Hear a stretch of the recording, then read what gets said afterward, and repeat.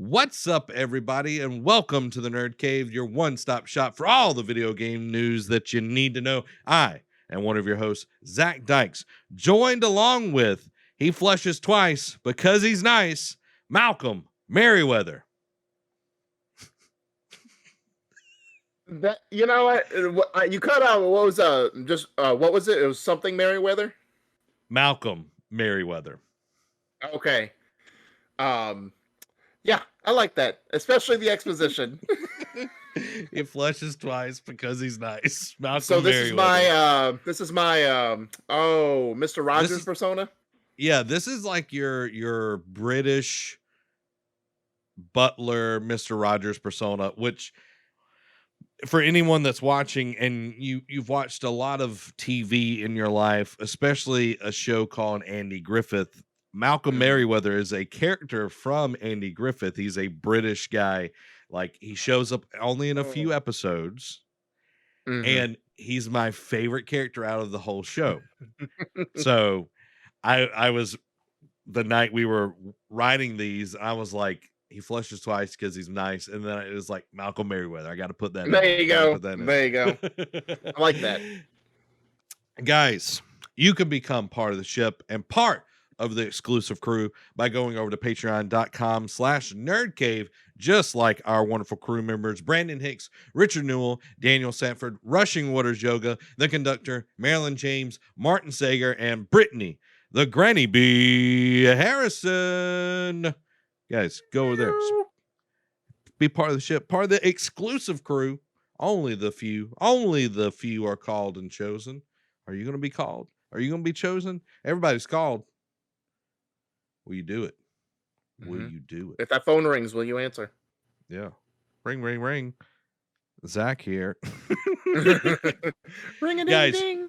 You can find the Nerd Cave news on a variety of platforms such as Twitch, YouTube, and TikTok. Watch us live each and every week for our pre-show shenanigans and our post-show recaps, or go over to youtube.com/nerdcave network and watch the replay of the show. If you want some bite-sized nuggets of gaming news, check us out over on TikTok. Search Nerd Cave Network on any platform, and you can find us there. We are like a book that's really popular. You'll find us. Yeah. You'll find us. All you got to do is try. Amy says, Derek pauses to hear the name. He is the harshest critic. He is the harshest critic. He is the harshest critic of the names. He's like, no, that's not good enough. And then he expects like to get another name out of it. It's like, no, I don't approve. I don't approve. I only did that once. Name. Thank you very much. Okay, Tom. Okay.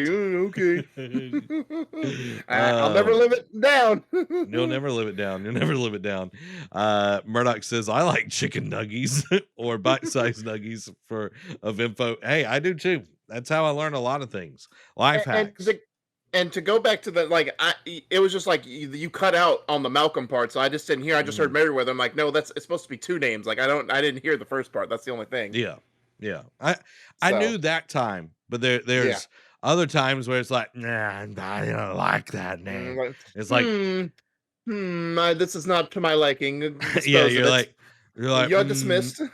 The bubbles didn't tickle my nose. It did not cleanse my palate. Nah.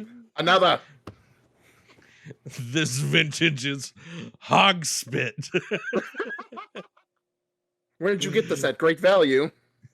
Is this Yellowfoot or Barefoot or whatever it is, like the Walmart like wine that you can buy? Oh, guys, we've got an announcement to make. Something big, something that we're starting today for all the people that watch the Nerd Cave news, Nerd Cave in general. We have officially started our own game club. What does that mean? We're going to make a golf club of video games, and we're going to hit people with them. Yes.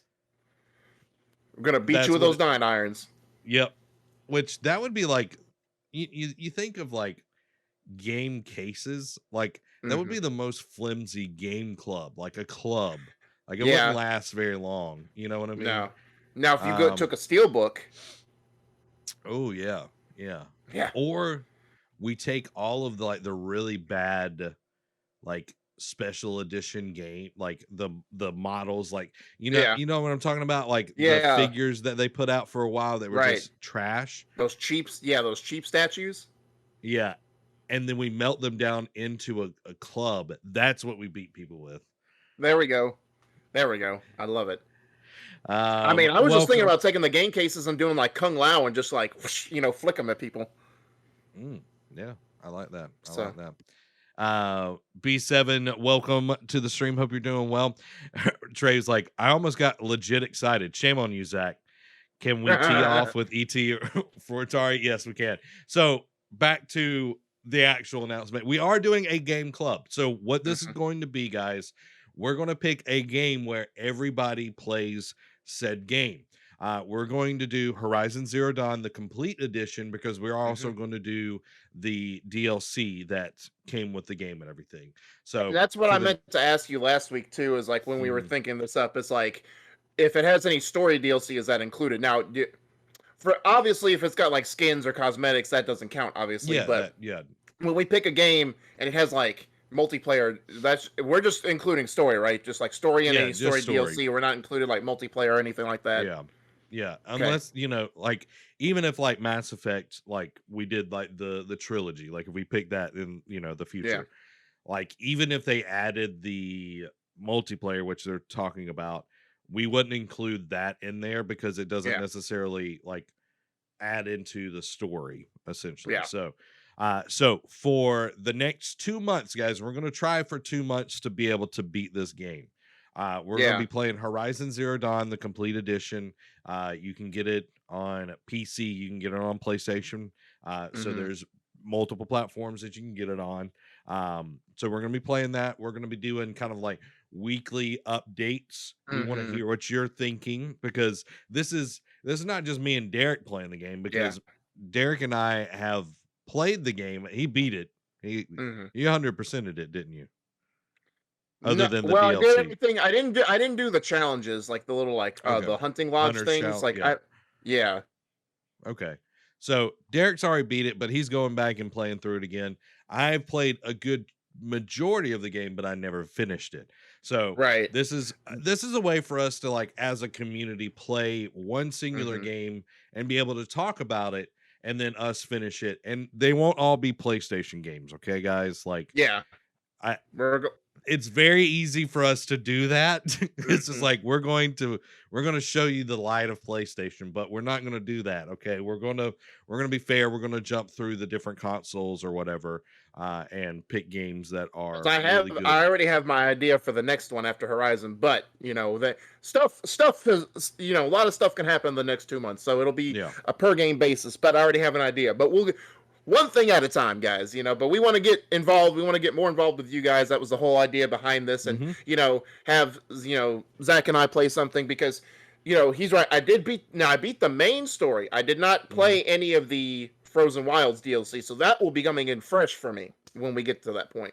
Awesome. Awesome. Yeah, and we might even do like once we finish the game, like we'll do like a segment of us talking on the show and everything. Like we'll do Mm-hmm. that throughout the weeks and everything. But I think we could do like a community like where we get on Discord and we just kind of chat about the game. Mm-hmm. So y'all let us know like if that's something that you are interested in because we want this Mm-hmm. to be like a bunch of friends like play Yeah. like we're all playing the same game and we want to share Mm-hmm. our experiences. So like if something cool happens in the game, make a clip of it, send it to us. That might even be a segment of the show, like, weekly cool clips from all of the people and everything. Um, like I'm spitballing right now, Yeah. so Yeah. because it's so easy to share clips now off of your system. Yeah. So, if something cool, something unexpected happens, that sort Mm-hmm. of stuff, we want to see that.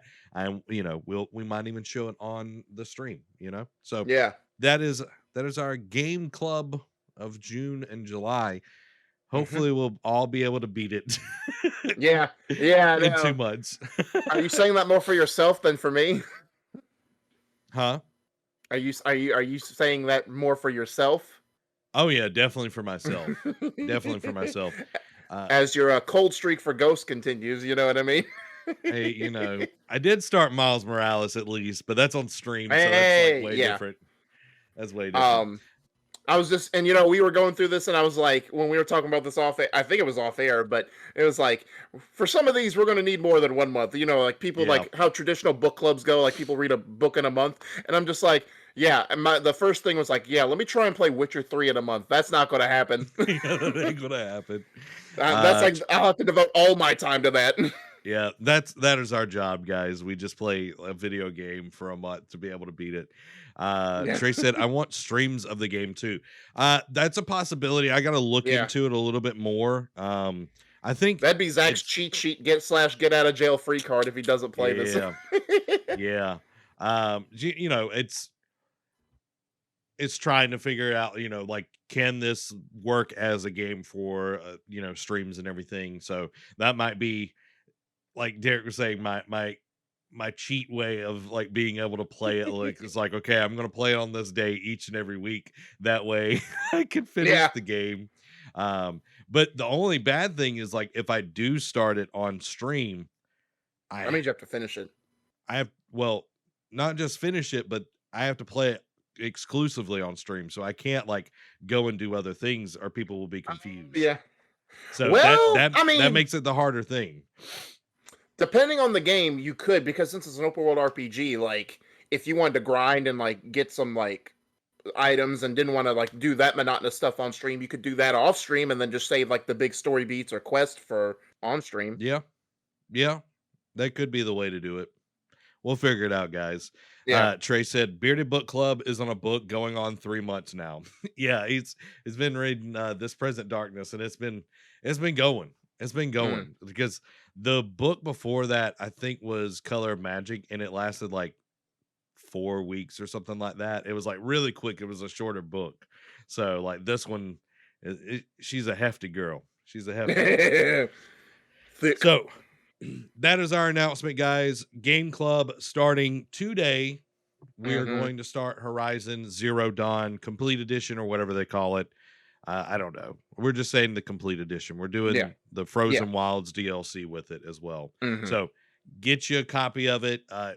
If you had PlayStation Plus, you probably got it Yeah. during one of their free things and all that good stuff. So I'm very, very excited. Amy says, I just Which, submitted one of the greatest names ever. oh gosh, I can't wait. Let's see. And that being said, even if you don't have it, like since it's part of the PlayStation hits, like if you have a PS5 and you have PS Plus, you should already, you get it automatically free through the PlayStation 4 collection. But if PlayStation hits on PS4, like the game is like $20, so Yeah. and even if you find it on sale, it's cheaper. But yeah, it's not expensive, and that's with the complete edition, by the way. That's like you get everything. Yeah. That is a really good name. That's a really good Okay, name. We won't I use can't it wait. this week. We won't use it this week because we already used one. But Yeah, Malcolm Merriweather, are you ready to get into the gaming news this week? I sure am. All right, here we go. Cyberpunk 2077 gains new director as Adam Baldwowski focuses on other leadership duties at CD Projekt Red. Yeah, so it's weird. I guess they figure since they're through most of the storm now that it's time for someone to step down and just like try and weather what's left of it, or like trying to steer the ship back in the right direction. Yeah, his role. He stepped down from his role as director as the troubled sci-fi outing with developer CD Projekt Red replacing him with Gabe Amatangelo.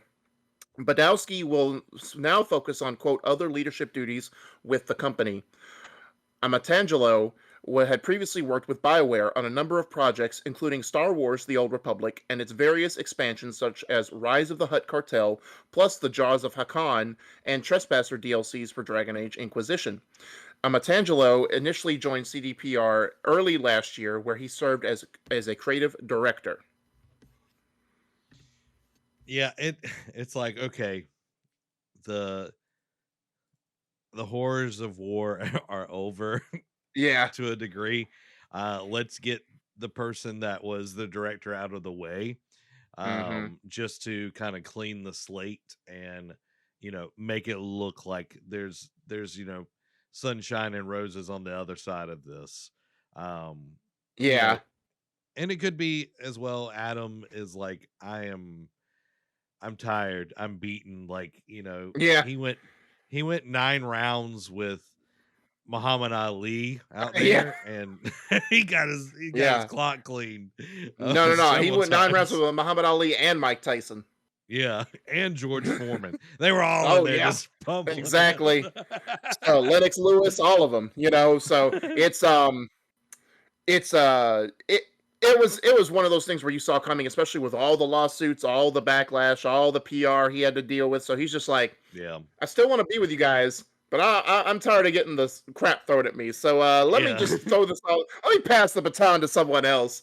And yeah. at least the guy that Amantangelo that they're replacing him with, he has his background in RPGs. So it's not just like they're Mhm. bringing over somebody who has no dabble in what CD Yeah, Projekt Red does. He at least has a background, as we saw, especially in BioWare, with doing different things and different and DLCs and whatnot. So hopefully he can steer them in the right direction, or at least get the game back on track. Like, obviously what's done is done at this point. Like, what's out there is out there. You can't yeah. rewind time and anything, but as you know, because the next gen versions are still coming. um I want to say I thought multiplayer was coming, but I thought we did something where it was like supposedly canceled now. I don't know. I I could be think they wrong on that. canceled it. Yeah, I Yeah, think they they canceled the canceled it. multiplayer, so they still got next gen versions, and plus whatever story DLC they're planning on doing. So hopefully, with that, he can at least not completely course correct, but at least make it in a better light. Maybe he can do it so much that PlayStation considers putting it back on their store. Yeah, maybe this guy will be the Phil Spencer for Cyberpunk 2077. Hopefully, when Maybe. one can hope. Maybe. Quick jump into the chat real quick. Yeah. Murdoch asks, question, if I cancel PSN Plus, PlayStation Plus, can I still play the games I downloaded while on it? And that is no. Anything Mm-mm. that you got while you're on PS Plus, Mm-hmm. once you cancel it, you will not have access to it. Even if it's downloaded onto your PlayStation, Yeah. it will lock you out of it. Yeah. But as soon You as you you don't have to. start, Yeah, I was go gonna ahead. say, like, you don't lose the game, you just can't play it. Yeah. But as soon as you start it back up again, you will get access to all of those games. Like they keep a log Yeah. of like what you had Yeah. and everything. So that's kind of the caveat of how PS Plus works. Same thing with, Mm-hmm. Game Pass or, that unlike Xbox Gold, I think that you can still keep those games. Yeah. So now I just wanted to answer Murdoch's question while we're in here. Let's move on to the next story of the week. Multiple Need for Speed games have been delisted from digital storefronts, which when I read that, I was like, Yeah. what? That's kind of Yeah. a shock. So I'll let you list them and then we'll get into it. Yeah, I will say, because this is definitely old EA at work here. It seems like, yeah, it's like Electronic Arts has announced that multiple Need for Speed games have now been delisted from digital storefronts, meaning they are no longer available to purchase. The games include Need for Speed Carbon, Need for Speed Undercover, Need for Speed Shift, Need for Speed Shift 2 Unleashed, and Need for Speed The Run. So it's mainly going to be, it's mostly like the games that came out during the PS3 and 360 era that are gone. But that's not all. Furthermore, beginning August 31st of this year, online services for all the above games will be shuttered as well. Now, if you still own them, you can play the single player outing. You just won't be able to buy them anymore, and once August 31st rolls around, you won't be able to play them online with your friends anymore. So I don't know if any of the Need for Speed titles were on PS Now for the PS3 section, but all these titles are definitely from the PS3 360 era. So those are no longer gone. So it seems like they're kind of phasing out the last gen. Maybe we see them in a remastered collection down the road, but Mm, as of right now, it's out. Um, and in there's a quote that says, "Decisions to retire games are never made easy, but we are now shifting gears to focus on the future of Need for Speed. The development teams and operational staff have put a lot of time and passion into the development, creation, release, and upkeep of the game over the years, and we love to see you play. But the number of players has come to a point where it is no longer feasible to continue the work behind the scenes required to keep those said games up and running. Yeah, Carbon was really good. It was Yeah. Carbon is like one of the better ones. There was You could argue Carbon was the last good one for a while. yeah, like it was like Underground, Underground to Carbon were probably the best Need for Yeah. Speed games in my opinion. Yeah. Because it wasn't like, oh, you're like outrunning the cops all the time or whatever. I played a little bit of Heat, but it seemed like the racing was pretty good, but like Mhm. Heat, like the overall world was just kind of lackluster and everything. Yeah, I've heard Um, Heat was actually pretty good, but that's not saying much because so far the PS4 game, the PS4 slash, well, none of them come to 5 yet, but PS4 games that they've done for Need for Speed have been just okay. Like yeah, Rivals was good, the reboot Need for Speed was garbage. yeah, Payback was okay. It was like more of like a Fast and Furious clone than anything else with the story, and then Heat mhm, actually was pretty good too. So it's like two good and then two mediocre to bad games. So. yeah, yeah. And to your point, like them taking these games off of the storefronts and everything, it could be where they're about to remaster them. Mhm. Like all I want is Underground 2. Like, Yeah, remaster Underground 1 and 2 and I'd be a happy man. I'd be a but very happy man. knowing our luck, we won't get that. We'll get Need for Speed: The Run remastered, the one no one asked for. I don't know. I don't know. But so there you go, guys. If you want to get a few more races in with those games, you got a little bit of time. Yeah, When are they but when are they it's unlisting again? so there you can't buy them now Okay. anymore, but the multiplayer aspect is shut off August 31st. Okay. So you got till August 31st. Get the Yep. boys together and do a few runs. Yep. Just old time's sakes. Get you a And Capri Sun, pour one out for the homies. speaking of um Need for Speed, they've been releasing them every like odd numbered year, and because he came out in 2019, so technically, I mean, obviously with COVID, we don't know what's going Yeah. to be affected anymore, but um, it is technically time to show a new Need for Speed game. So maybe at E3, we'll have to see. Maybe. Maybe. Maybe. Last week we talked about a few games and we're going to do some follow up. So first, Sonic. Sonic is cameo. Why can I Cameoing. not say that? Cameoing. He's making a cameo in Lost Judgment, 2 Point Hospital, and Tokyo Olympics game. Effective now, Sonic Mania, Sonic Forces, and Team Sonic Racing have been added to the PS Now. The new Sonic game teased for 2022 is reportedly called Sonic Rangers. Yeah. So the PlayStation Now stuff, is ironically, and they're trying to go all out with the Sonic, 35th anniversary. But I didn't see this news because I forgot they announced the Tokyo 2020 Olympics. Um, they always do a game for that every year. I remember the one being in South Africa on PlayStation 3. Mhm. I forget the one after that, but I don't remember there being a game for it. But maybe there was, and they just had no lackluster to it. I just remember the one from South Africa because of the vuvuzelas. Um, but yeah, let me see. Sega has gone ahead and announced a whole bunch of Sonic crossovers, which are happening this year. First off, Sonic will make his appearance in the Tokyo 2020 official video game, which has just been announced and will release on June 22nd. Dressed as a mascot, you will be able to compete dressed up as Sonic, which is absolutely hilarious to look at. It is one of those like mascot costumes that is kind of funny. I saw the little clip of him running track, and it's just like this. He be faster than everyone here. Um, Yeah. on top of that, Sonic and Sonic themed items will appear in 2 Point Hospital from July 30th for free. Finally, Lost Judgment will have Sonic the Fighters available to play in game via an arcade cabinet. And this, if you didn't already know, guys, that Lost Judgment, Two Point Hospital, and the the Olympic Games are all owned by Sega. So it makes sense why he would show up in all these since they're all Sega owned properties. Yeah. But the Sonic Rangers, it kind of got leaked because and the only reason I believe that it's the actual name is because they had a document and they took it out or they changed the name.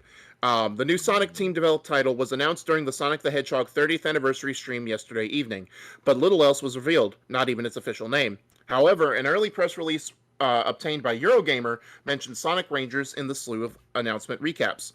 Quote, announcing new console experiences, Sonic Colors Ultimate and Sonic Rangers, further details on Netflix's Sonic Prime, mobile news, musical events, and much more, which I didn't know about the other stuff. So that they are really going full out for the Sonic stuff.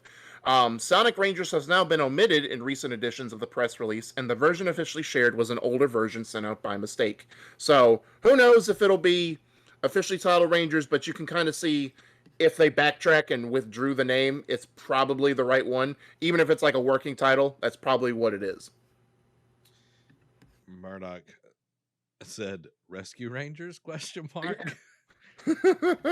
Rescue. Bandel, Rescue Ranger, Bandel. You know, it would be impressive for Sonic, all of this stuff, if Sega did not just Crap out games. that. Yeah, like they have so misused Sonic. Like anytime they need a little like injection of cash, it's like, what do we got, guys? It's like, we got this half finished. What just happened? We got this half finished Sonic game that we can put out, and it's like, there we go. I don't know why that happened. Okay. There was just like this random it like pulled up Stream Elements for a second there. I'm like, okay. I don't know how that happened, but anyway. So yeah, like it's like we need some cash. Let's put up this half-baked Sonic game. That being said, though, I think they're trying. It's like with with other companies like EA and some other companies with like long dormant franchises. They're trying, or like long franchises that have been mediocre for a long time, like Capcom, right? They know they're trying to reverse fate here, and Sonic Mania was actually a great nostalgia game, and Team Sonic Racing was actually a great like kart racing, obviously for those who don't have a Switch, who want a Mario Kart-esque type game, that's one of the great ones out there. I shouldn't say great, but it's a good outing. I haven't played it myself, but so they're trying. Like they've had more misses than hits over the recent years, that's for sure. But I think with this anniversary stream, they're trying to get back to what Sonic means to the fans and what Sonic should be to the company. And because the Sonic Colors Ultimate was arguably one of the last solid Sonic games in the last couple of years, or decade, I should say. So I think they're trying, but it's going to be a wait and see. It's like, all right, you say you're trying, but now I want to see that. Yeah, like that's what I'm saying is like, you can change, you can, try to make it. It's just like, it's hard for the fans to go, okay, now they're going to try, now they're going to do something, and it's like they're going all out for the 30th anniversary, but for the last 15 years, they've just, been putting Sonic out in a mediocre fashion. Sonic Forces was utter trash. And so let's just. But to answer your question, Trey, I know you don't want to throw you didn't want to throw off our groove, but the complete edition has the Frozen Wilds DLC. So if you get the complete edition, you already have the Frozen Wilds DLC. So just get the complete edition and you're set, my guy. Yep.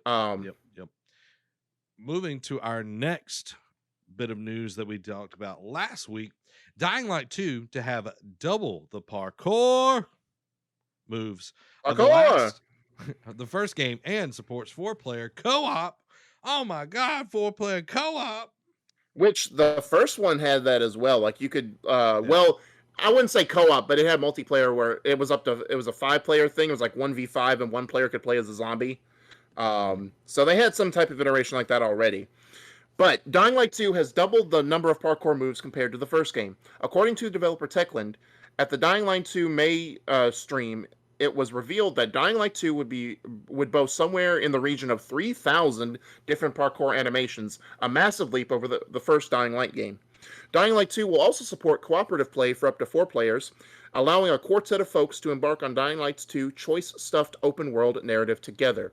In addition to the parkour and co-op reveal, we were also given a detailed synopsis of the Dying Light 2 story as well, getting the scene setting the scene for a sequel that takes place some 20 years after the events of the first game. Hey, I'm glad that they're adding necessary things to make the game better instead of just like we talked about, like the game director's like, ah, you see that guy with the blue overalls with the hat that he can throw and like take over things. Let's Yeah. put that in the game. It's like, sir, that's Mario Odyssey. It's like, we can't do that. It's like, no, I want it. It's Well, like, we'll create a clone of him and call him Lario. yes, Lario. It's a It's like me. it. Thankfully, they're putting in that. I remember there being like some co-op in the first game, not just the multiplayer. Never could get it to work in the first game Yeah. because me Yeah. and Robbie tried to do it. But I let Robbie play the game. Like, I bought the game, played a very little of it. I was like, Yeah. I'm not sold on it. And then like Robbie borrowed it and then just crushed through the rest of the game. He did that Yeah. with I want to say Shadow of Mordor as well. Like, I let him Yeah. borrow it and then he crushed through it as well. It's like, I can't help it, guys. I've got a weakness. I buy games that I never finish them. Hey, I have that same weakness, except I'm making a conscious effort to try and play them now that I have more free time. Hey, I'm doing the same. Like, that's one reason I've only bought one game since moving here. Like, Yeah. since we moved. And that's been like over 2 years now. Yeah. Like, That was that's pretty Ghost. good. Yeah. Well, no, I didn't even buy Ghost. I bought Squadrons. And I haven't beat that one. I haven't beat it. And now it's on PlayStation Plus for free, so. Yeah, I know, which I was just like, but yeah, like ever since like I've just started playing the games that I've got. No, I bought Who Wants to Be a Millionaire. That is, yeah. For some odd reason, I felt like, it's like I need to buy Who Wants to Be a Millionaire on Steam. It was a bad choice, guys. Don't judge me. Don't judge me. Now let's get into the big talking point. This happened after our show last week, so this was kind of a lot of news, a big franchise. Here's the Far Cry 6 news. The game will be releasing on October 7th. The Guns for Hire feature returns, called Amigos for Hire. Chorizo, the wiener dog, and Guapo, the crocodile, shown as your 2 companions. You can craft awesome weapons to your heart's content, and will bring back arcade mode and the map editor. Will not bring back the arcade mode and editor, and will have 4 editions at launch. Yeah. So, you kind of forgot that this game had been delayed, right? Because it was supposed to come out in like February, March, and they delayed it indefinitely. And then we got some new signage at work that's saying, "Oh, coming fall of this year." I'm like, "Oh, okay, that's weird." Haven't heard them say anything about that. And then, of course, then they say, "Oh, we're doing a gameplay reveal last Friday," and I'm like, okay. If you don't give a release date, you're trash. So it's October 7th, like you said. They showed, like, obviously the Guns for Hire feature started in Far Cry 5. It was like half humans, half animals. Like, I know you could recruit a cougar, a bear, and a dog. And they all had different features. I don't know how many they're going to have for this one, but they did show a few of them. Like you said, Chorizo, and the wiener dog. And I want to know, I hope they tell a backstory, because it shows the wiener dog in his back half, like something happened to his legs. It's got like cartwheels, and he's got like, but he's carrying like a little like medic pack too. So he's so cute. He's so cute. Let me see. Yep, and so Chorizo. Let me guess. If you weren't sold before, you're sold now that you know Chorizo. What an incredible name for a wiener dog. Is coming along for the ride. Your little buddy is as sweet as they come, but packs an unexpectedly mean punch too. If you prefer the stealth approach when taking down command posts or patrolling platoons, let Chorizo run loose and distract guards with his incredibly adorable face and unassuming barks. Sure, you'll have to swoop in from behind with a bow knife and put that unsuspecting soldier to rest, but viva la revolution, am I right? When the smoke clears, don't forget to show the little guy some love with a flurry of pets. Chorizo is a true doggy heartthrob, and I'm sure that he'll make every best video game dog pets to come. Now, Guapo, the man-eating crocodile. On the other side of the spectrum, you have an ex-KGB spy Juan Cortez's pet crocodile, Guapo, Spanish for handsome. This ferocious reptile definitely looks better from a distance from militias, since he tends to close in on an enemy position and rip their skin and defenses to shreds. Guapo is fast moving while on land, but even deadlier underwater, as you can use his terrifying presence to initiate engagements or keep foes occupied. And much like his lesser intimidating counterpart Chorizo, you can show Guapo some affection and appreciation too. Just mind that gigantic set of teeth, of course. So I like how they're giving some exposition behind them. Obviously, it's and I think the Guns for Hire was in the New Dawn as well. But 5, I loved Cheeseburger the bear. I loved his exposition. But and like the blue healer dog, the dog was a blue healer, and he could point out enemies on the map. Like, so if you sent him at an encampment, he would already start highlighting all the enemies in his vicinity, so you can start mapping out. So I love to see how many they're going to have, because like I said, they only had 6 and 5. So are they going to go bigger? Or are they going to have the same amount? That's going to be remain to be seen. Now that was an interesting part, because Zach, I don't know if you watched the gameplay trailers that they showed out, or like the trailers, like the 101 for Gorillas. No, I didn't watch anything at all. So they have, because you could in New Dawn they introduced this mechanic of like having customizable weapons, or like building your own weapons. Like some of them were traditional in New Dawn, some you were makeshift. This one you get to go into more of the customization thing, so there'll probably be a workbench and whatnot to look at. But it looks like they're doubling down on this, because one of the cooler things in it was they had like a little CD launcher, and it played the Macarena, and every disc you shot, it would like basically like it was what's the thing for a record player, like where it would just like kind of like repeat Vinyls? itself, get stuck. Oh, it's a skip, like the needle skip. Yeah, skip. Like it would skip every time you shot it, and then you would just go, hey, Macarena, and then you would refill it, and it would keep playing the song again, So it was just a little funny tongue-in-cheek moment they had at the end. That was like, let me see, where is it talking about? Hold on, guys, I'm sorry. Yeah, so of course, the main character's name is Danny Rojas. Which, like, since they've done with Odyssey, have Assassin's Creed Odyssey, and a lot of their games, you can choose to play as male or female. And you said you'll need the best equipment you can find. Sometimes, however, instead of stumbling across some rare stash or bountiful armory, you'll have to make do with what you've got. In Far Cry 6, you'll have to craft your most powerful weapons to transform into a one-person army. Yarn culture is appropriately informed by Cuba's real-world resolver philosophy. Use everything and anything at your disposal to accomplish the objective that has been set. As a seasoned mercenary and revolutionary, you must embrace this methodology to stay one step ahead of Castillo's gargantuan military force. In other words, you'll become a resolver guerrilla. While out and about, you'll likely collect a good amount of seemingly throwaway scraps and mechanical parts. These pieces can be presented to your mentor, Juan Cortez, and crafted into weapons of notable strength.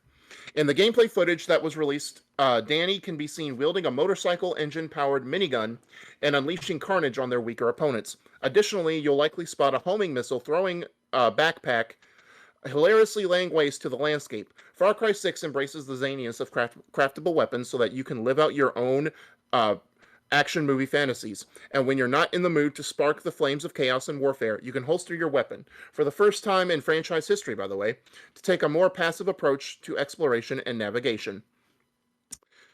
And that goes back into the gameplay again, right? Like they have this whole little backpack thing you can equip onto your character, and it looked like more of a, I don't know, because the game's usually in first person. I don't know if they'll have it to where you can zoom out to a third person view to see your backpack, because it seems like she had different things that you can equip, because one of them was like pretty much like a mortar strike where you could like shoot up like 4 or 5 missiles and just rain down on like enemy vehicles or just a group of enemies too. So that's gonna. It seems like customization and weapon modification is gonna be huge in this game. So I'm kind of excited for that. Um, what are your thoughts on the guns for hire and the weapons thing so far? I'm glad to see that they're, like something that people enjoy is coming back. Amy Yeah. says, Chorizo the dog, love it. And like, I saw pictures of the little weenie dog and everything. So Hmm. I like that. I love that the Guapo, the alligator, is Yeah. uh, like owned by a KGB agent or whatever, a Yeah. former Yeah. KGB. Like it's just like little things like that go a long way in like establishing characters and everything. So Hmm. I'm excited about that, and for them to go a step further and make it where it's like you're not constantly shooting. You can choose to explore the world in a more, peaceful way or whatever. Like it's Hmm. not all of it's going to be peaceful because of course you're like fighting, you're like part of the revolutionaries and all of that. And but I'm glad to see that happening. I'm glad to see that there's more customization and everything. So um I haven't played a Far Cry since 3. Oh wow. Yeah. Yeah, it's been a long time since I played Far 3 Cry. is still the I, best one in my opinion. yeah, I think I tried 4, but I didn't. I never finished Yeah. 3 and 4. I didn't get super into, and like I just never got into the rest of them. Yeah. But like stuff like that, it brings people in. Makes them interested in. Like, hey, I just want to play the whole game with chorizo. Like, I just want to have Yeah. a little weenie dog running around helping me out. Like some people Hmm. will buy the game literally just for that. Like Exactly. Exactly. and that's why there are things like that in the game is to help sell the game more. So it'd be a hard choice between chorizo and guapo. Like I'm just saying, like I might be like one mission I'd play with chorizo, one mission Hmm. I'd play with guapo, just to experience it and Yeah. all of that, and then you kind of figure out like the style of what you want. So Yeah, and that's just the ones they showed, because like I said, I don't know. Who knows? Maybe they scale down, or those are only 2 companions. Maybe they yeah. keep it at the 6. Maybe they do more. Who knows? Like that's just the ones they decided to show, and so it's going to be Mhm. interesting to see what else what they have in store for us. Yeah, because it could be where they're doing more of they're just trying to make them better, like it be Yeah. more of a well-rounded experience instead of just having something that's I kind of just wonder if that. they're going with customization and like using it everything at your disposal. I wonder, because you couldn't do anything of customization with the guns for hire in 5. What if you can customize your guns for hire in this one? Like you can add like stuff Mm. to chorizo, or like maybe like this is obviously I don't know if they will or not, but this is just me throwing spitballing here. What if it's like, oh, you could add like mini turrets to Guapo, like for like and Yeah. to just rampage, and I'm just like that would be insane. Yeah, like having it where you could level them up, they get better perks as you go Hmm. or different actions, like I think that would be cool. I think that would be Yeah. cool. I don't know how much RPG elements are in Far Cry. I don't really remember, but I vaguely They've been remember there steadily was. increasing over the last couple years. Like five tampered with it just a tad bit, but New Dawn really is where they got more like customization into it. Okay. So, guys, let us know what you think about Far Cry 6. Are you excited for it? Are you going to get it? Are you a big Far Cry person? Let us know down in the chat below. But let's move on to some Well, hold on. I had some other stuff too about like the map editor, just like a Nope. quote on that Nope. in the. We're moving on. Go ahead. um, All right. So, speaking during an AMA on Reddit, Far Cry 6 game director Alexandre Letendre confirmed that the game will not be bringing back the arcade mode, so there won't be a map editor for players to tinker with this time around. Letendre revealed that the decision to eschew the arcade mode was difficult, but it allowed the team to put more focus on the game's single player campaign. Quote, no, arcade will not come back. Removing this mode from our plan was a difficult decision, but allowed for us to focus our efforts on the main campaign, transporting players into the heart of a modern day guerrilla revolution. which you can chime in if you want to, but before I get to the collectors or the different editions, I was just going to say I know map editor was a big thing in 3. Like you could do like crazy zany stuff. Like I know someone put in like a little prison pit, and it's like, oh, you can just do all the snakes from the game in here. I'm just like, why would you do that to yourself? Like I hate snakes. Like you don't need to torture yourself with this one. But it's increasingly been a thing for like the last several iterations. But maybe they Mm, saw like a downtick in people like creating maps using arcade mode, so they're just figuring, why don't we just take this out and just focus on making a great single player game?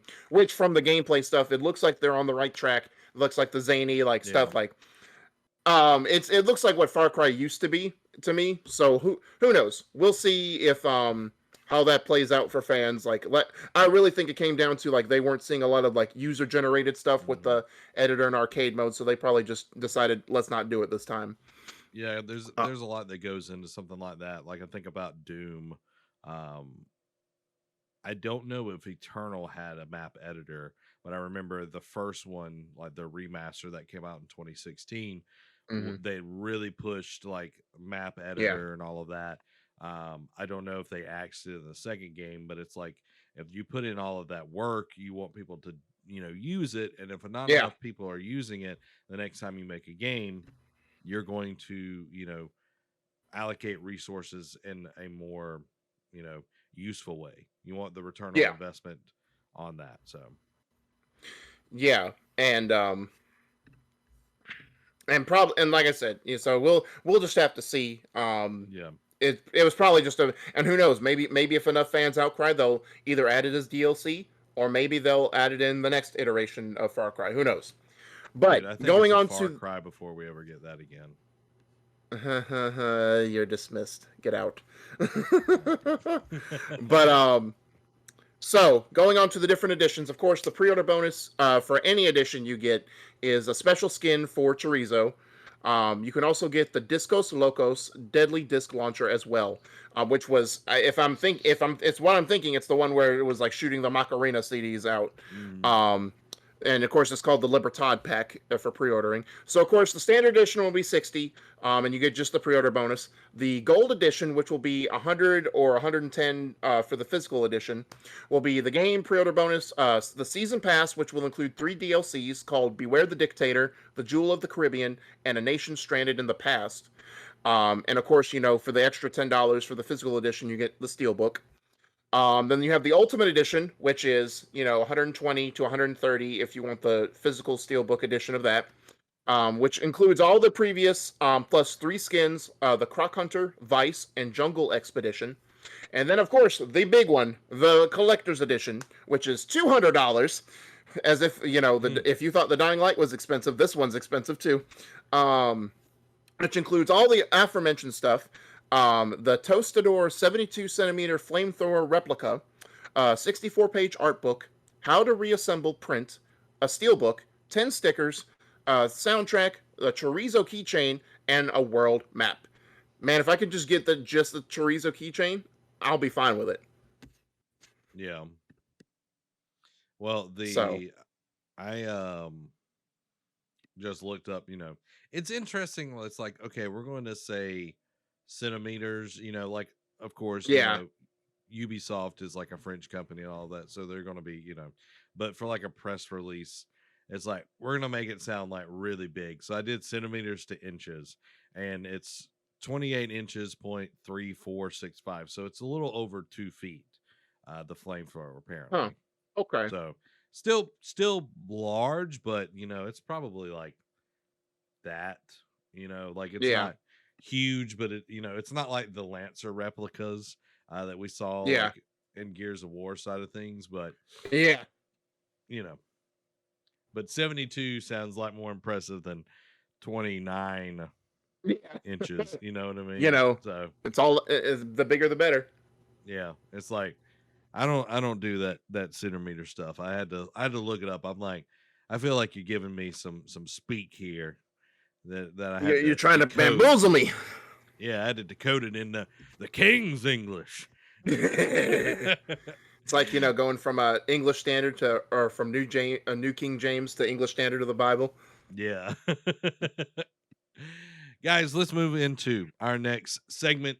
This is the E3 news for 2021 that we know so far. There's a lot that's coming in the next few weeks. Razer has announced its first E3 2021 showcase for June 14th at 5 p.m. our time, which is Central Standard Time.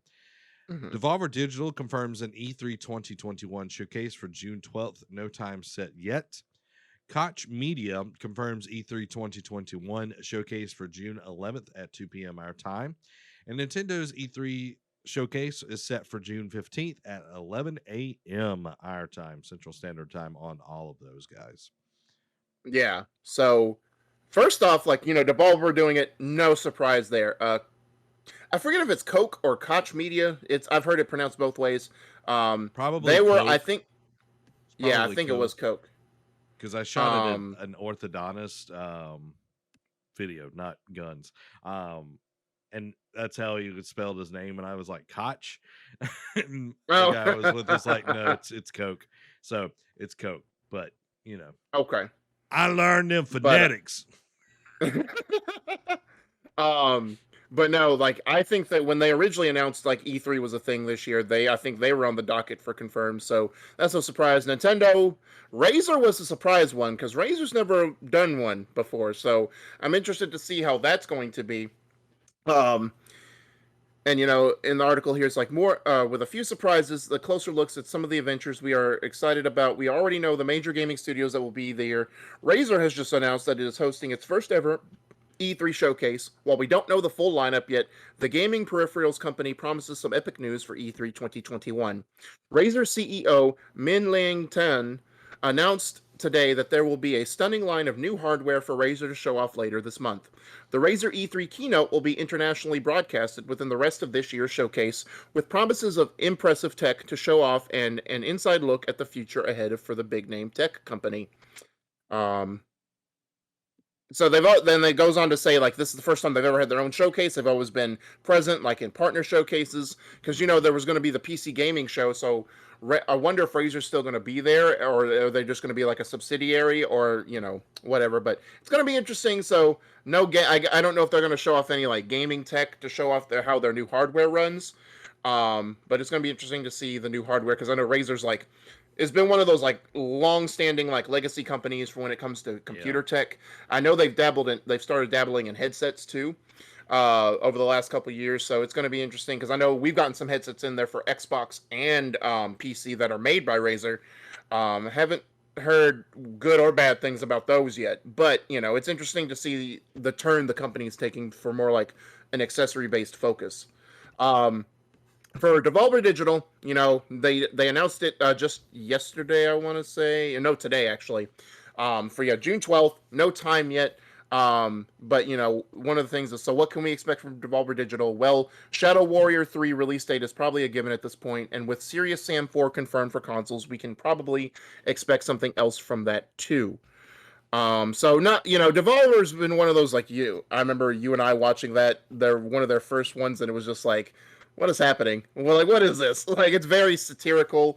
It's very like tongue in cheek. Like they do have game announcements, but it's also at the same time, it's like we're going very like lighthearted with this one. Like, but they don't have a lot of games to show every time that they do this, but it's like just a handful. Yeah, like Devolver is a very weird company. Like Hmm. it's very satirical, makes fun of the industry and like E3, like the whole showcase thing. So Hmm. they're very like they're kind of like thumbing their nose at like the industry Yeah. as a whole. They do like Devolver does a lot, like they have a lot of smaller developers under them. Is Mhm. kind of like a big indie company essentially. Yeah. So I'm sure we'll see like some of their bigger properties, but probably a lot of more indie stuff that they have under their umbrella and everything. So Yeah. you know, So uh, I'm they glad to they see. make a lot of interesting hits, So it's like Yeah, I remember My Friend Pedro, like where you get to have a banana as a friend and go through, and it was like John Wick everything. So yeah. it's interesting, even if not all of them speak to any of us. Hmm. It's still interesting to see them just be, and I guess the E3 presentations are like a modicum of what they represent, because it's always Yeah. interesting, just far flung out there ideas that not a lot of people will be interested to try or dare to try. You know. Yeah. And what does Coke Media like make? I don't remember hearing that Funny name. you should ask. So they're the parent company of publisher Deep Silver, and they have confirmed it will Okay. be hosting E3 2021. They have a number of franchises under their belt. We're hoping to receive some news on the likes of Saints Row 5, Dead Island 2, and many more. In fact, analyst Maro NL reckons we'll be getting exactly that during the Coke Primetime event, as well as news on a Kingdom Come sequel. Obviously, this hasn't been. That's from Kingdom Come Deliverance. Obviously, that hasn't been officially confirmed, but it's still pretty likely at this point. Okay. Well, that makes more sense. Like hearing Deep Silver, it's like, okay, now I know who they are. And then Exactly. the few games that you listed and everything. Um, so that's cool that they're doing their own little thing. I think, since last year, a lot of people are going to be focusing on their own stuff because the bigger people like Microsoft, Sony, Nintendo, like if you get into their conference and you're a smaller developer, you're going to be Hmm. in like the sizzle reel or the indie Oh reel. yeah, yeah. Like you're not going to get a lot of stuff out of it. So it's like to be Unless you're able like to, a Kena Bridge of Spirits type that you just happen to have your own section, but most of it's just going to be in a sizzle reel. yeah, or you're paying them for time, Yeah, because yeah. like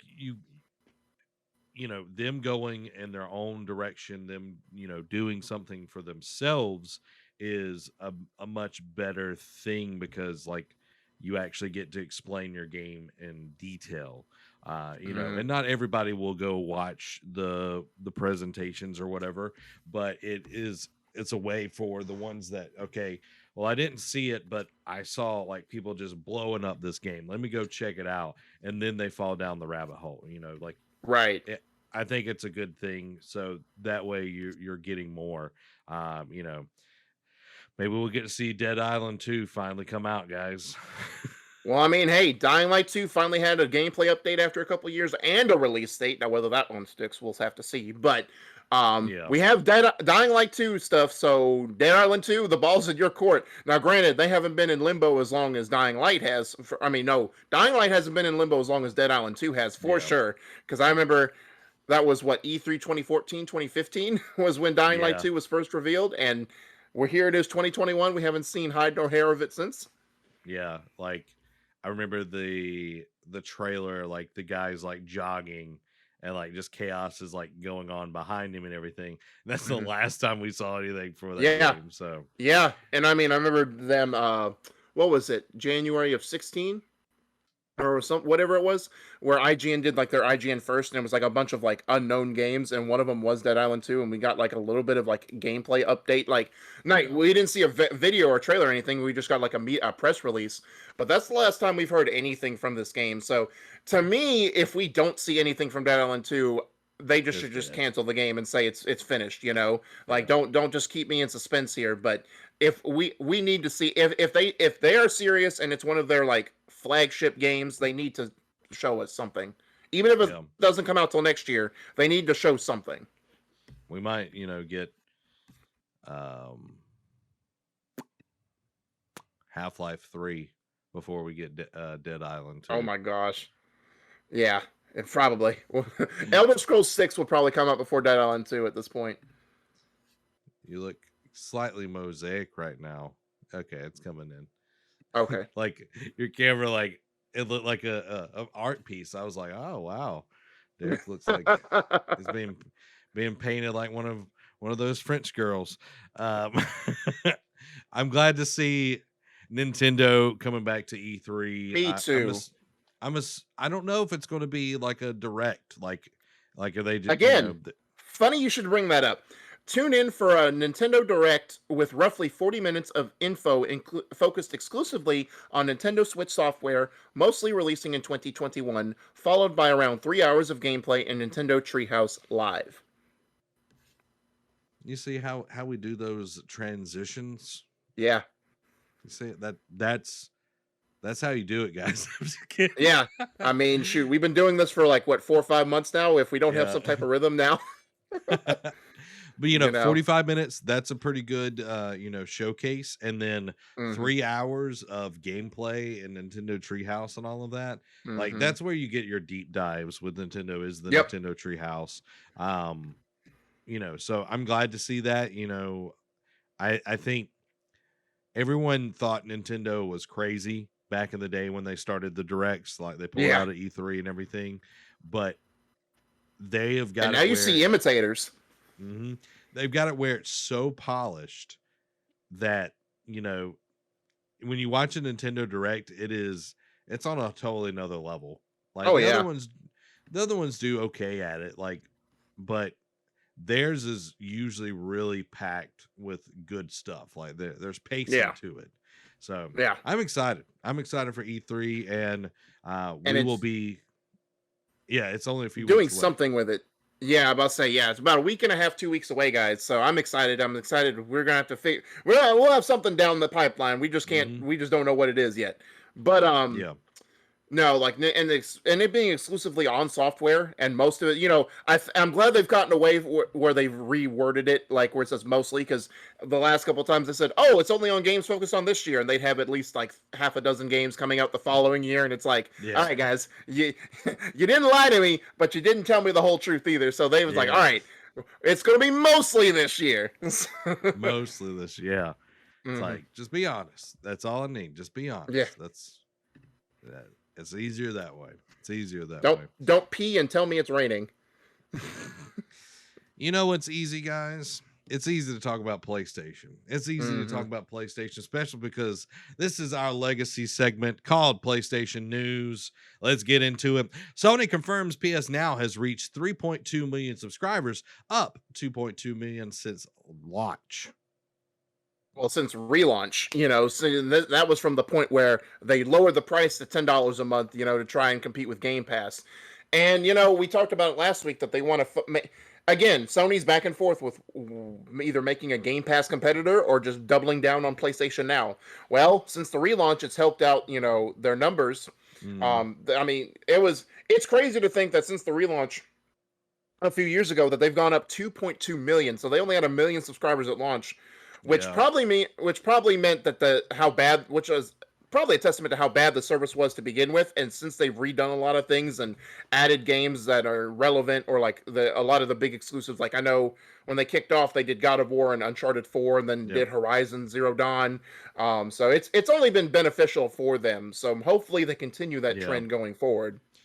Yeah. And lowering the price and making aware it's not all just streaming, because now you can download some of the games, not all of them, but some of Hmm. them you can download, which makes the service much better. Getting away from that completely streaming model is important for PS Now to be like actually good, because Right. streaming games is such a hard thing to do. But good on Sony. Make a Game Pass competitor that is PS Now, and you will be happy. More people will flock to it. You're Yep. already cheaper than Game Pass, like the Ultimate Edition. So hey, do it. Do it. Yeah. Shuhei Do it says now. do it. Official PlayStation website is removing the My PlayStation feature on June 28th. Yeah. So Sony Interactive Entertainment has announced via its important notice board that it will be dropping the My PlayStation feature from its official PlayStation website. Alas, it looks like another step backwards from the format holder at this point for web browser users. My PlayStation will be given the boot on June 28th, although users can still access areas such as game library, parties, friends, trophies, and more via the PS4 and PS5. The full statement reads, as of June 28th, the web features My PlayStation will no longer be supported. You can continue to access your game library, parties, friends, trophies, profile information on your PS4 and PS5 consoles, or via mobile on the PlayStation app. The profile and game library information will also be available via web on the profile menu drop down.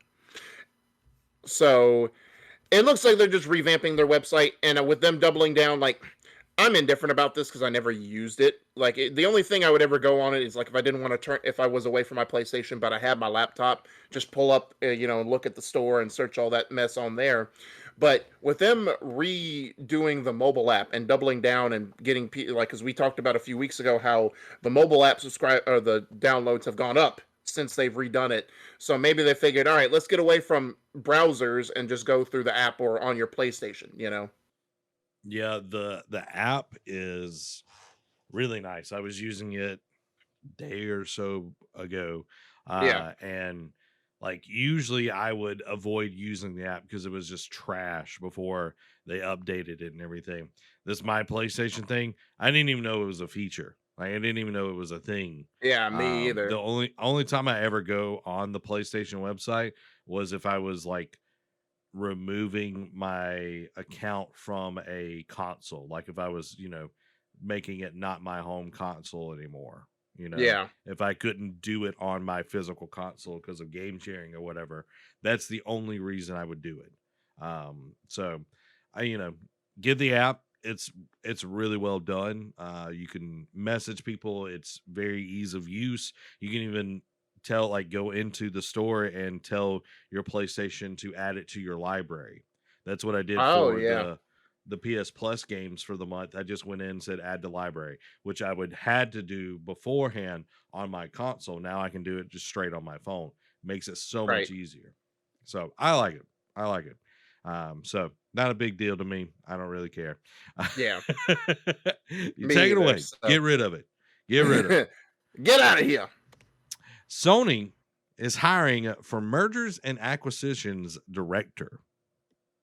They're coming Yeah, after you. so this one was interesting because people are always speculating, oh, is Sony going to hire more studios and or buy more studios up and whatnot, which we'll get to that in a minute too. Which they haven't been buying because they're people don't realize like Sony's not a huge company like compared to Microsoft. Microsoft has throwaway money. Sony is wants to be smart spenders, and a lot of Yeah. they bought Insomniac, but they want to just fuse cash into the studios that have like pretty much like Naughty Dog, Gorilla, Ben, what, and like increase their teams and just make them Media bigger to give them molecule. yeah. Well, and they probably took money away from Media Molecules. Like you took too much of our money for this one. Um, but Sony Interactive Entertainment has posted a job listing for a mergers and acquisition director for its PlayStation business, fueling speculation that the company is on the lookout to bring more studios under its umbrella. Could Bluepoint Games be the next candidate? It's certainly possible. Here's the role description is like the global people operations team strives to help ensure efficient and simple people processes, systems, policies, and programs. We deliver data that is useful and accurate to build people related strategies across the business. We build project management capability across our function. The individual will work closely with the corporate development and finance teams, mergers and acquisitions, HR business partners, employment law team, and cross-functional HR teams to lead a wide variety of operational projects, processes, systems, and cases as a part of the people integration process. The ideal candidate is highly motivated with a positive demeanor and exhibits patience, teamwork, critical thinking, and problem solving. So, I would caution with expectations on this one in the sense of I don't think this is going to mean that somebody's going to go spending crazy. They're not going to go on a shopping spree, just buy up people left and right. I think they're going to hire this position to find the best partners that suits PlayStation needs and what suits the partners needs. I think they're going to be smart. They're not just going to be like Microsoft and be like, "Hey, we'll buy you. We'll buy you. Come with us, Bethesda. We'll just buy your whole company." I think they're going to want to like we've been saying for a while is like add Bluepoint because like when we heard that they were they weren't given the opportunity to do the Last of Us remake and Naughty Dog was doing it. It's like take some take some stress off of your other studios and let Yeah. teams like Bluepoint, who's done an amazing job at doing this. But it's a wait and see. I don't I want to throw this out there that don't expect Sony just all of a sudden like once they hire this position, it's like all right, we're gonna buy this one, this one, this one, this one. It's like no, we're gonna make smart business decisions on this one. Yeah. The next thing you see, PlayStation buys Activision Blizzard. Oh my god. Can you imagine? Man, that would be crazy. That would be crazy. Yeah. But no, I Oh, agree with you. I think, Sony plays a smart game majority of the time. Not all the time. Sometimes they make really dumb decisions, like trying to get rid of the yeah. Vita store. Um, but You know. you see here, like they have the opportunity, like you were talking about Blue Point. That would be a great purchase, acquisition. Um, even with Housemark, that would be a great decision to bring them in. Mhm. Supermassive would be another great one to Yeah. bring in as well. Like they haven't been Supermassive hasn't been as massive as it was with Until Dawn. No. But And I maybe think that they was and maybe that was their mistake, because yeah. Sony apparently, I don't remember how long ago this was, but this was like years ago. They actually wanted to buy Supermassive, but Supermassive's like, Mm, nah, we don't want to be bought. We want to go multi-plat, and we see the Dark Pictures anthology hasn't really been a hit yet. yeah. So maybe they should have been bought because they haven't been able to recapture that Until Dawn magic for sure. Yeah, and they might not, since it's like fool me once, shame on you, fool me Right. twice, shame on me. Like maybe Sony won't do that. And like we talked about a few weeks ago with Don't Nod, they don't want to be bought. But Yeah. like you've got makers that are either second party, that are making games that could be bought, or you could go Hmm. after some bigger fishies, and try to get that. But Sony is going to be very, very cautious um about all of this. Amy says, I'm embarrassed about the number of names I've submitted. Yeah, I've been going through the various names that Amy has submitted, and she has submitted 10 so far. Oh my gosh. There's some All really good right. ones. Well, we'll Um, never run out of names, that's for sure. no, we won't. But going back to, mergers and acquisitions, Sony is not going to, like, it was a few years ago with Xbox. Like they came out at E3 and they were just like, we bought this one. We bought Hmm. this one. And then it turns into DJ Khaled. And it was like, and another one. Another one. and Another one. And then they finally was like, let's just not. We're not even gonna sell them. Let's just buy a whole studio. yeah, we got so many, so many. We just call it Bethesda. We got them all. We Right. got them all. Right. You know, We're gonna buy a whole company. We going from buying studios to buying companies. yeah, we bought publishers. Right. you know, Right. so Sony is going to be a lot smarter about it. But like I think of Vicarious Visions. Like how Yeah. awesome would it have been for Sony? Like Yep. I know Vicarious was like part of Activision. Same thing with Toys for Bob. Like both of those companies like would have been great to get. Yeah. Not just to remaster stuff, but it's like they're really good at remastering. How awesome would it be to take some of the PlayStation games to remaster, or let Yeah. them come up with something that is totally new? Like they're good at like taking something like, what could they do if they're just making something brand new? Like they Yeah. could do something. So, Oh yeah. but Blue Point, like I don't know why they hadn't already bought them. So do it, Right. you Do it. acquisitions and merger guys. You know, assimilate people, assimilate. Speaking of a game that could be PlayStation exclusive, BioShock 4 could be a PlayStation console exclusive. Job listing from Cloud Chamber hints it could use the Unreal Engine 5. Yeah. So the Unreal Engine 5, like that's not the only game supposedly using Unreal Engine 5. We'll get to later. But they showed off that beautiful trailer of how Unreal Engine 5 works, and people are, of course, salivating at the possibility. So it's only fair that BioShock is going to be supposedly one of the ones to use it. But Cloud Chamber's highly anticipated new BioShock game, or BioShock 4 as people like to call it, could have some form of PlayStation exclusivity. Presumably, this means PS5, as the game is still some way off and will likely not come to PS4.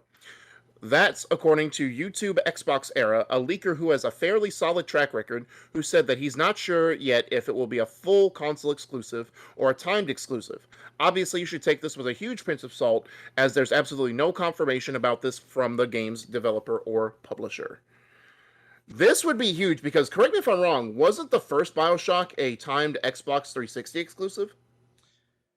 I want to say so. I want to say the first one. There was something with it because I don't remember it being on PS3 from the get go, at least. Yeah. But it's Um, funny how the shoe's on the other foot this time. As if this turns out to be true. yeah, I'm looking and seeing. It's pulling up BioShock first Oh, or 4. So I would have to look and see. Let's go. We're going. We're digging. We're digging deep, yeah. guys. Release is August 21st, 2007. PlayStation 3 came out October 17th. So yeah, it did have like Okay. 2 or 3 months of exclusivity. Okay. Interesting. I thought it was a little longer than that one, but okay. Glad to know Yeah. that I still got it up here. You know, like um. with BioShock 4, or whatever they're going to call it, Right. I think the biggest thing is having a good story and, Yeah. Great atmosphere. great atmosphere. You've got to have somewhere like, just don't take me back to Rapture. Don't, like, I Yeah. don't want just a retelling. I want somewhere fresh, somewhere new. That's what I want with a BioShock. Hmm. I think about Infinite. Like Infinite was so different than the other ones, but it was so Yeah. good. Like it had like this facade of being like this great place and everything. And then Hmm. you started actually looking at it and there were cracks in the facade. There was darkness there. And The it cake's was a such lie. a good game. Yeah, yeah, the cake is a lie. And like it was just such an amazing game to play. The gameplay was solid. The gunplay was Hmm. great. There was different weapons, different abilities that you could do. Like you could make your character feel like a certain way and everything. Hmm. But the overall story was just such a mind bender. Like I remember Yeah. that last section where like you start meeting like all the Elizabeths and like everything starts Hmm. connecting and then yeah, like I'm not gonna Yeah. spoil it for like it. Yeah. Like I remember watching it several times, like going on YouTube, watching that ending, like and trying to understand it all. Yeah, like Because it was trying to such a like make sure like see what it meant, and it's like you still couldn't get yeah, it. yeah, and it wasn't like confusing to be confusing. It was just like there's so many Yeah. possibilities, Yeah. and that's good storytelling. It So was open for interpretation. yeah, exactly. And for like if it is an exclusive, that's cool. Like it would probably be a time exclusive. It wouldn't be a No. time exclusives. I can't.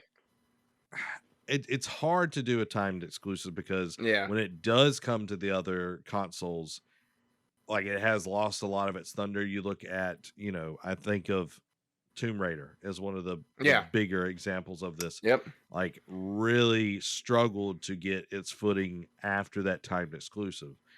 I think BioShock, on the other hand, has had such a time to wait that it could be Yeah. something that could get past the time exclusive. So, Yeah. guys, So and I mean, Deathloop. Like I know Ghostwire Tokyo it mhm. is, but we're not excited. We're not hyped for that game just yet. But Deathloop, from Arcane Studios, the people who did Dishonored, game looks fantastic. And Mhm. only when we bring it up do I remind myself that it's a timed exclusive. Like it's just Yep. such a great game. Like that's coming to PC as well, which I would Mhm. assume BioShock would as well. Like it would come to Yeah. place if it is true, it'd be PlayStation and PC. So it still would be played and still be enjoyed, but it just depends on how you market it and how it fares in the open wild. Yeah. Now, BioShock, is that owned by 2K or Take Two? Yes, yeah, 2K is the public. Well, I Okay. it, I don't know if it's Take Two, but 2K was on the would always be on the watermark on the box art for Yeah. the game. So yeah, it's Yeah. definitely 2K. Okay. So I'm curious how all of that is going to play out with it. Yeah. Guys, let us know. Are you excited for a new BioShock? What was your favorite BioShock? I'm curious. what you think about it. And it being on Unreal Engine 5, like the Yeah. meta human that they showed, like how realistic things are Hmm. looking, like it's just going to be amazing. It's going to be Yep. amazing.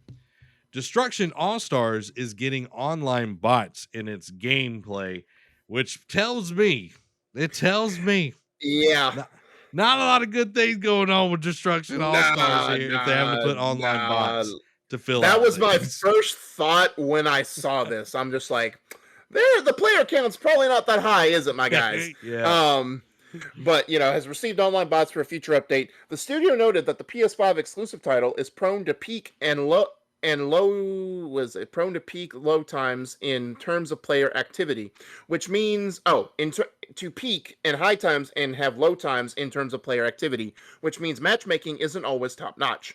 As such, the bots are being added to plug the gaps when there are not enough players via matchmaking. Quote, we want to ensure that matches are filled to capacity with as many real players as possible, but when missing X amount of players when queuing for a match, AI bots will take the remaining places. The exception to this is Blitz as a competitive mode. Blitz will never feature bots. Has also confirmed that a number of other features are coming further down the road, including global parties and a playlist option.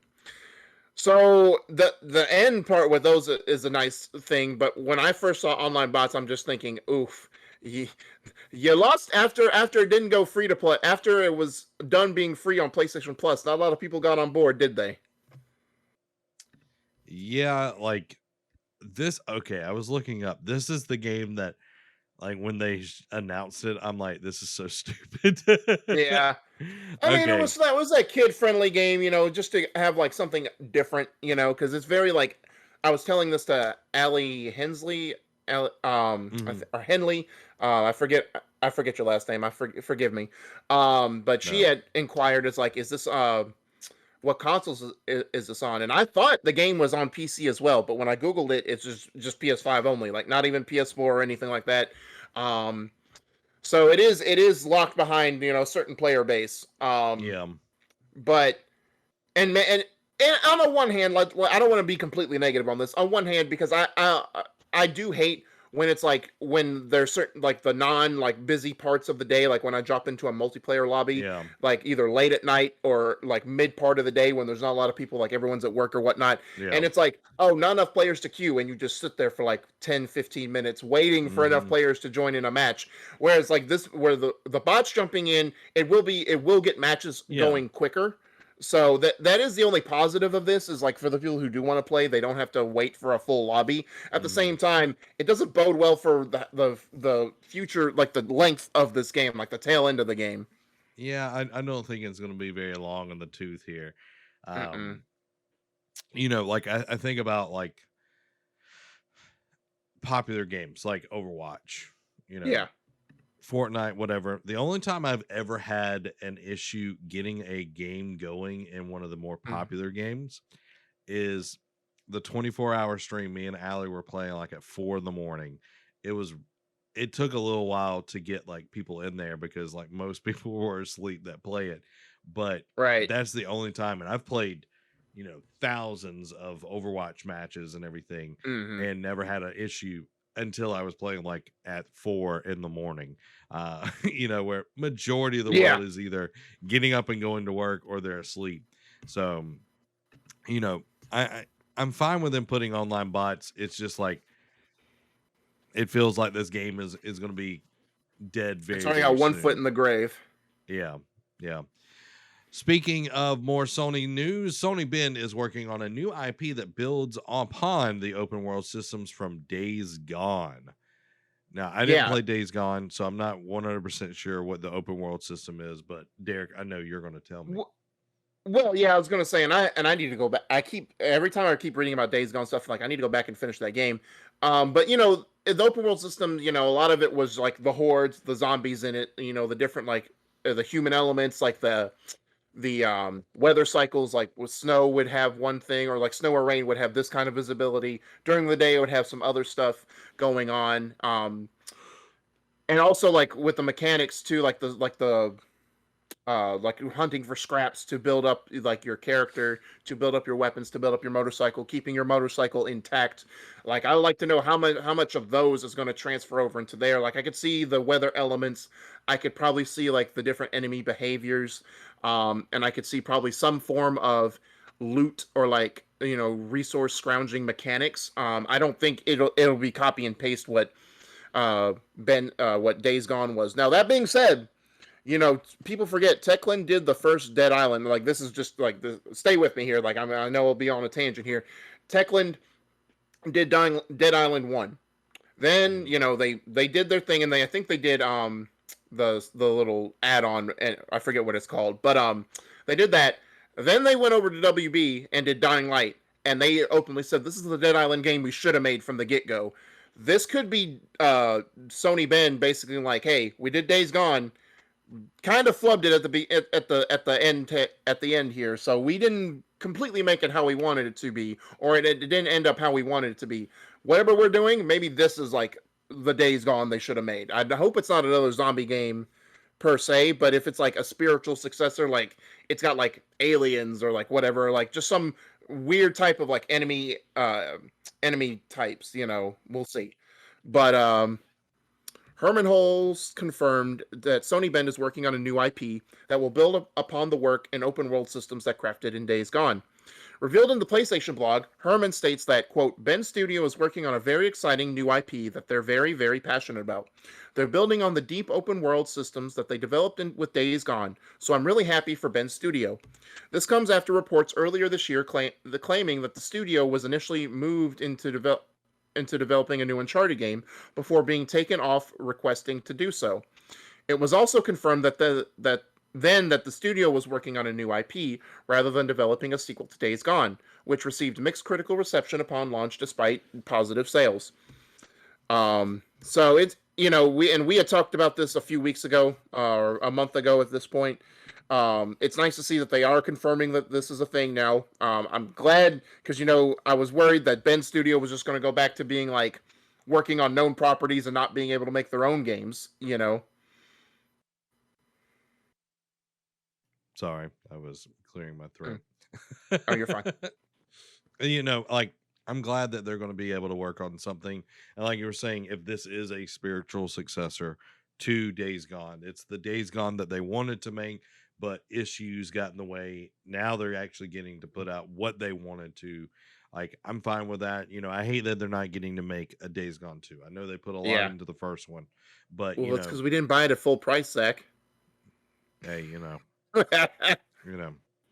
that's okay because he's not there anymore. But like we're now, getting a new game, a new IP with those things, those trappings that made Days Gone enjoyable. Who knows what it could be? It could be something fantasy. Yeah. It could be, the world, the worlds are our oyster here with these type of games, so I'm glad to see it. I can't wait, to see what it's going to be.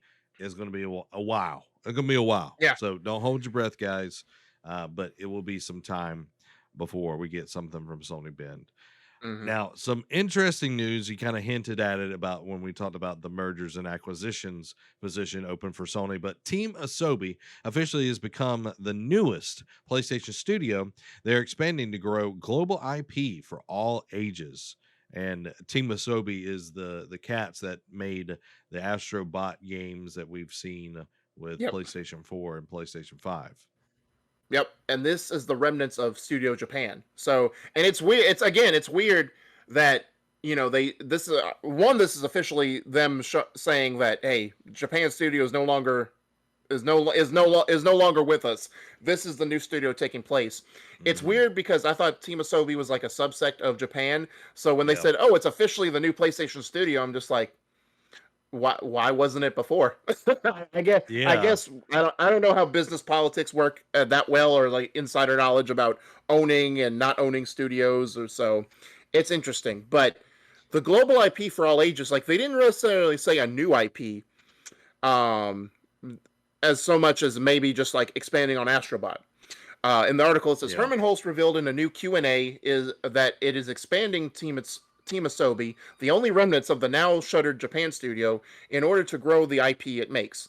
Revealed on the PlayStation blog, Herman Hulse states that, quote, "We're building Team Asobi in Tokyo, a world-class studio that are developing a franchise for all ages and global appeal. Such a creative team," end quote. Now, it isn't clear if he is referring to expanding the Astrobot brand or if the studio is developing a brand new IP that will make a bigger bang when it is released. Personally, we are leaning towards the developer expanding the Astrobot brand as it is already a hit with fans and critics, likely releasing a game for the PS5 in the coming years and an experience for the PSVR 2 headset.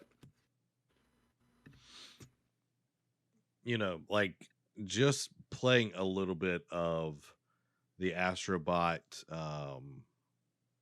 gameplay on PlayStation 5 and everything, Yeah. the love and attention and depth of that game, I can't wait to see what they do for the next one.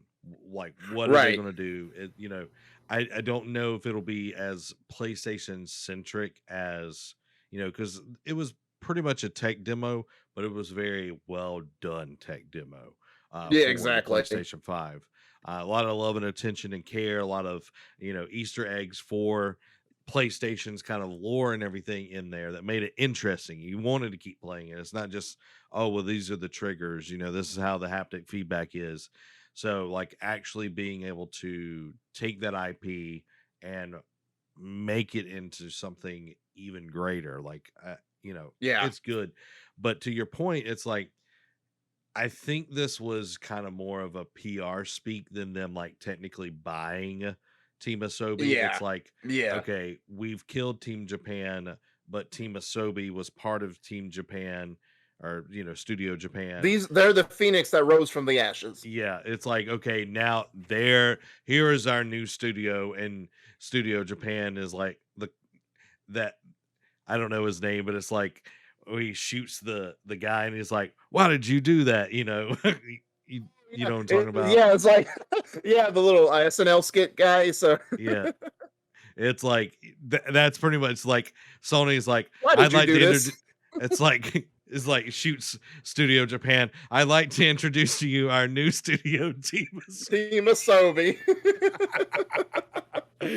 um, yeah, pretty um, much. But and I don't know. I'd be okay with them being like if they just want to expand on Astrobot, but I do think it would behoove them to at least do a new IP down the road. Like it doesn't yeah, have to be their next game. Like I would be okay if they did like an Astrobot 4 whenever the PSVR 2 comes out, but do a new mhm, IP for PS5, Because like you said, it it when I that was the first game I played because I heard Kind of Funny talk about it all in their previews yeah, for Astrobot on the PS5, and I played it and it's normally the last couple things when they've done like Playroom is just like a tech demo to show off, which yeah, it technically is a tech demo for the PS5 for mainly the controller, but it's such a good game too that that yeah. was so enjoyable. Like I played that for like the first few weeks of having my PS5.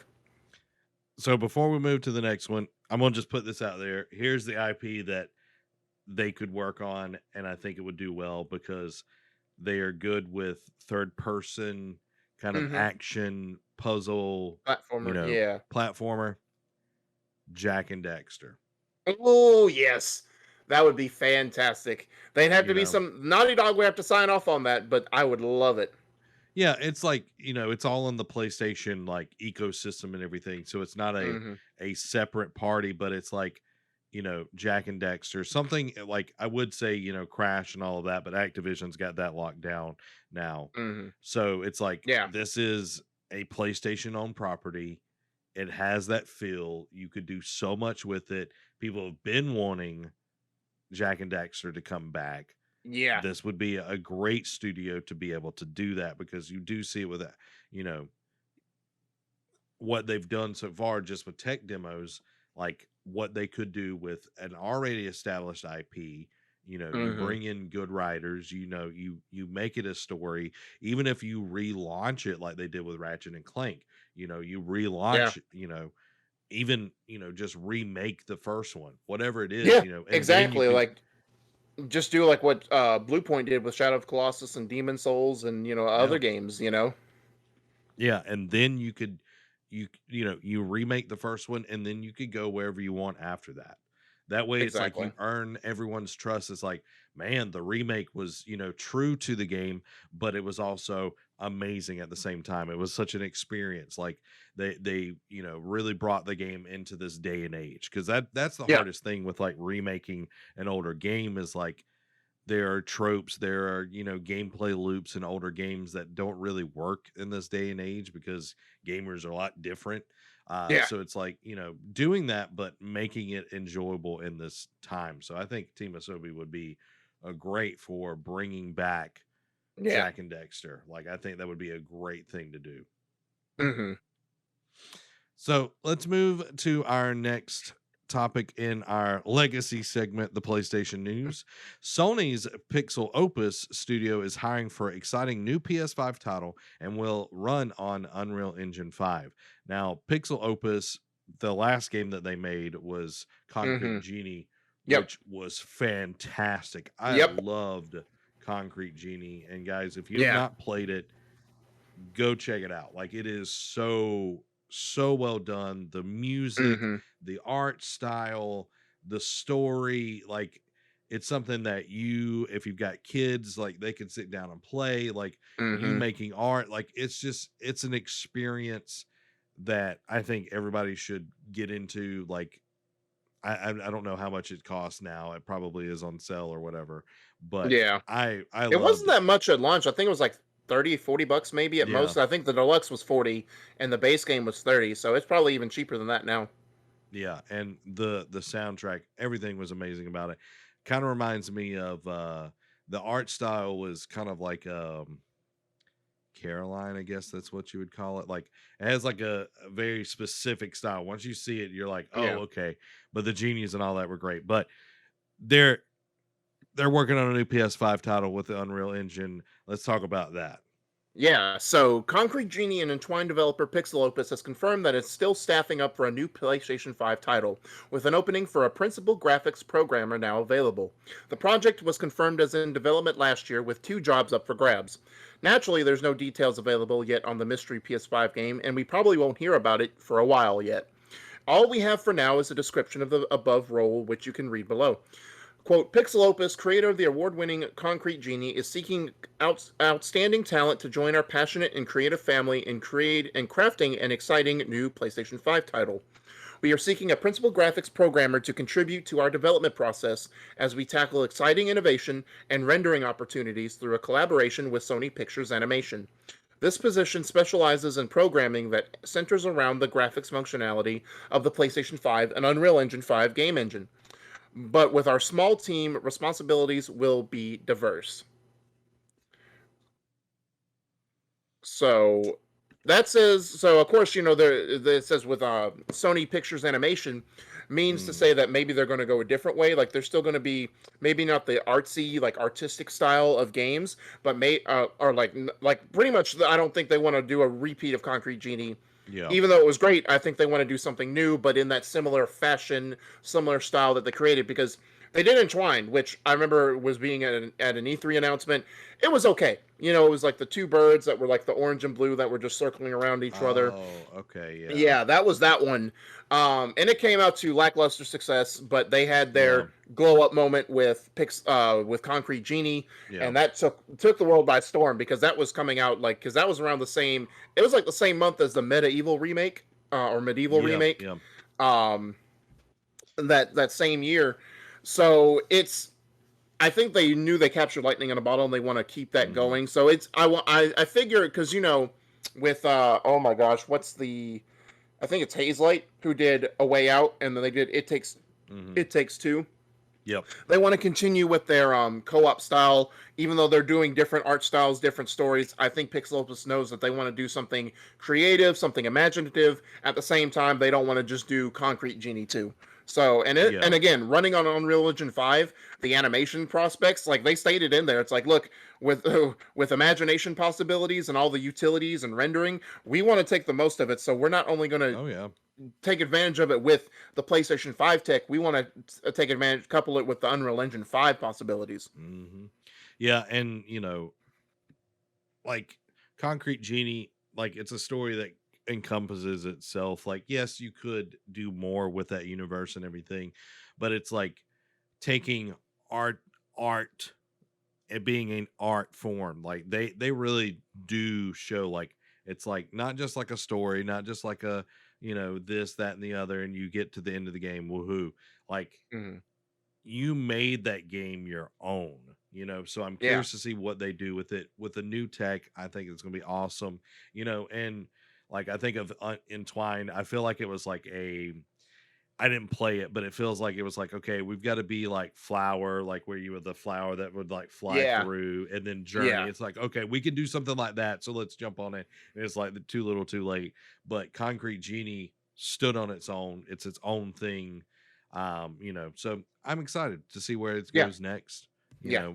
I'm always down for great games from great developers, and Pixel Opus is looking for people. So if you one of those people, go get hired. Go get you a Mhm. job at Pixel Opus. Be working for Sony. How cool would that be? I know. How cool would that be? So, be a dream come true. Yeah. Then you can give us all the inside knowledge. Yep. You can be our insider. You can be our insider. Gran Turismo 7 is coming in 2022 and will also now be coming to PlayStation 4. And I know we talked about this being a Mhm. possibility of games that would just be coming to PlayStation Yeah. 5 be coming to PlayStation 4, or Yeah. Xbox Series S and X coming to Xbox One. So this Right. kind of confirms a little bit in my mind of that. But take it away, Derek. Well, I was gonna say we can actually couple the next one with it too. Okay, well, I'll couple it as well. God of War Ragnarok delayed to 2022 and will also now be coming to PlayStation 4 as well. That's big. That's Yeah. big because Yeah.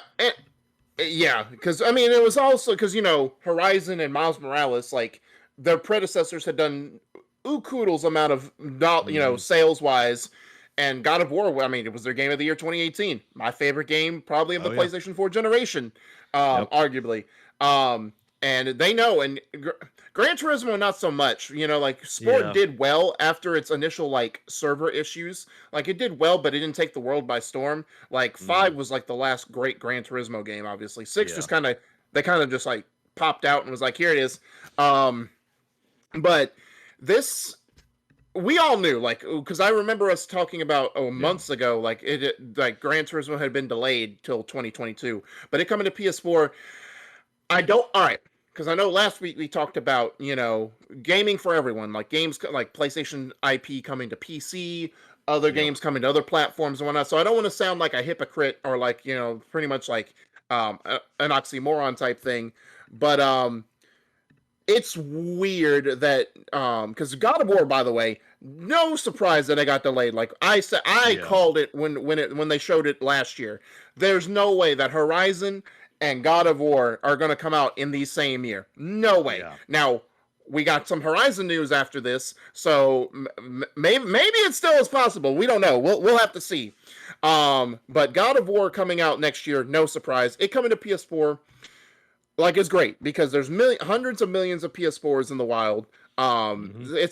Sony would be bereaved, if they decided to not put it on that platform to make some type of money. Gran Yeah. Turismo 7 coming to PS4 is weird because I feel like they could capture because racing games when new tech comes out, we've seen it. We saw it Yep. when PS4 and Xbox One came out with Forza Horizon 5 and Drive Club, and then Mhm. when the Xbox One X came out a couple of years ago, they showed off Forza Motorsport 7 as its Mhm. thing. So racing games are easy to render and show off like the maximum potential of the hardware. Yeah. So it coming to PS4 is weird. Now I say this, like I said, it's great that PS4 owners won't get to miss out on them, especially with the Mhm. PS5 shortages. Like who knows how long that'll keep going. Like they Yeah. shouldn't. Ratchet and Clank and Demon Souls are the only ones that are like PS5 exclusive now. Now that's a lot of it, especially with Ratchet and Clank, because you hear about when Insomniac developers talk about like all the what the SSD can do, what the hardware can do. That it's not possible that Rift Apart can run on PS4. It's just not. It's Yeah. just not happening. Yeah. Or at least not all the key features. So it made sense. Demon Souls, I'm sure, like Bluepoint made it with the rendering tech of PS5 in mind. Mhm. But Miles Morales, Horizon, like I know Colin Moriarty from Last Stand has voiced his concern about it coming to last gen, like a lot of these big IP coming to last gen, and he understands the sales numbers. At the same time, and then we talked about this months ago, right? With like when Call of Duty, the new Call of Duty is being held back by Yeah. last gen hardware, or excuse me, current gen hardware. I'm still gonna be. I'm just not gonna let that go.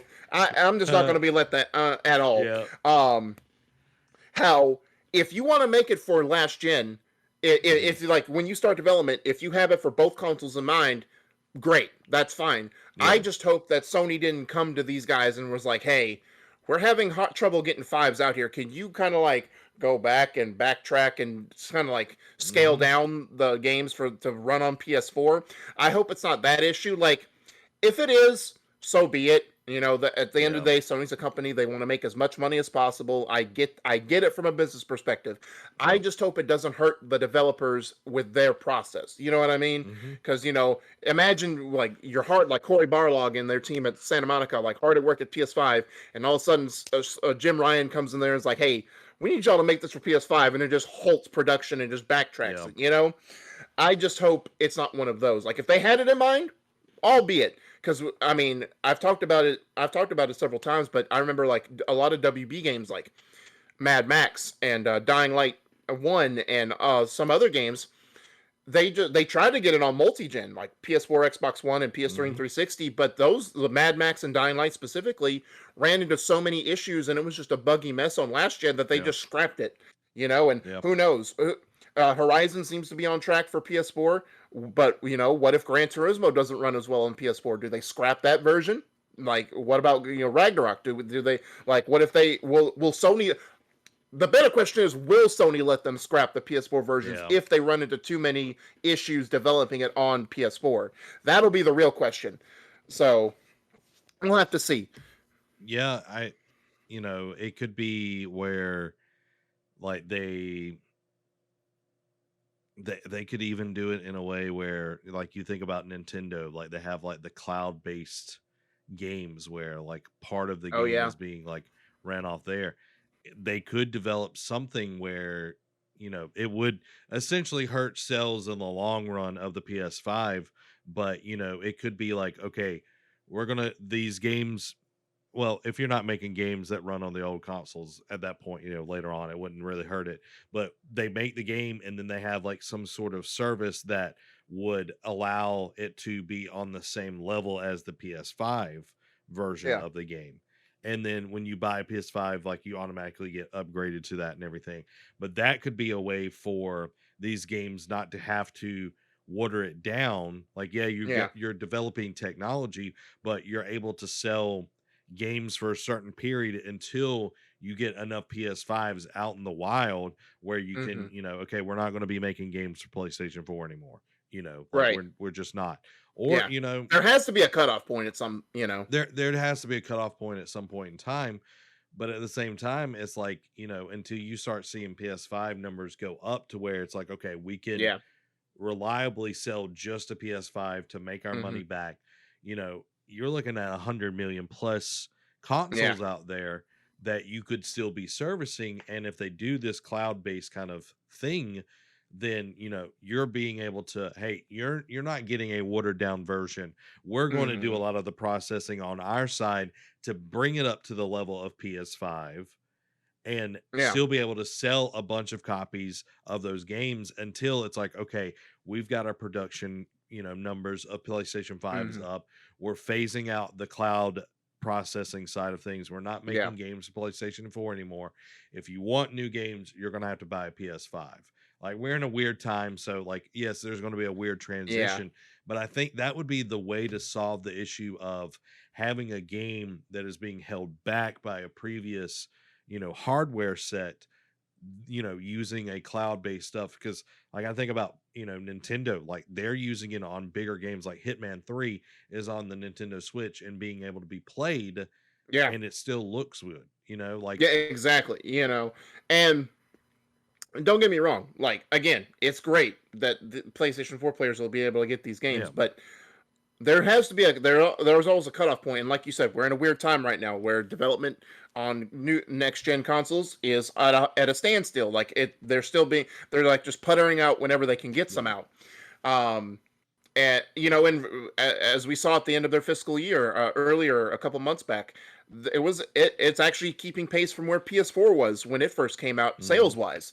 But how long? But will that sustain throughout the year, or will it be dipped? Will the numbers go down because they can't make them as fast enough? Because there's a rumor going around like they're actually not relaunching the PS5, but like doing a different model, but with some different Yeah. specs, to be able to get those hardware pieces out faster. My only concern with that is, will it hamper some of the abilities that makes the PlayStation 5 great because if the SSD suffers, if the ray tracing, the different particle Mhm. effects suffers? I don't want it. I mean, and Yeah. that No. it's great for Sony and it's great for gamers who want a PlayStation 5. But if you're only getting if you're getting something that's a step below the original model, why? Yeah. Yeah. You're getting a PS4.5. Yeah, Like yeah. you're not really getting a PS5. So like, Or let's if do the it's not, Kingdom Hearts numbering, PlayStation 4.929 or yeah, whatever it dream is, you know what drop I mean? distance. You had a Yeah, dream, exactly. but it dropped a distance away from getting an actual PS5. Our last bit of PlayStation legacy news here. Horizon Forbidden West news shows all confirmed locations, areas, and zones so far showcased in the video.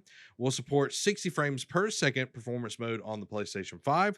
Release is on track for 2021, but Sony is uncertain it will release this year. And interviews delves deep into traversal improvements, skill tree enhancements, and more. So yeah, and I forgot to mention this last week, but they had like the stream went up at 4 p.m. and it was only about 20 minutes. They started the stream going hours before then, and I just thought, why? That's weird.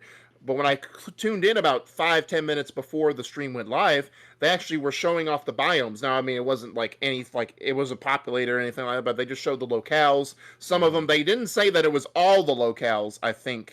I don't think they said, but they showed a lot of the variety, and I was like, oh, this is cool. I kind of wish I tuned in a little earlier, but they put up that video separately. I mean, it was just on loop for hours, but the total video is up on their YouTube channel. It's an hour long if you just want to see the breakdown of so far the biomes that they have shown.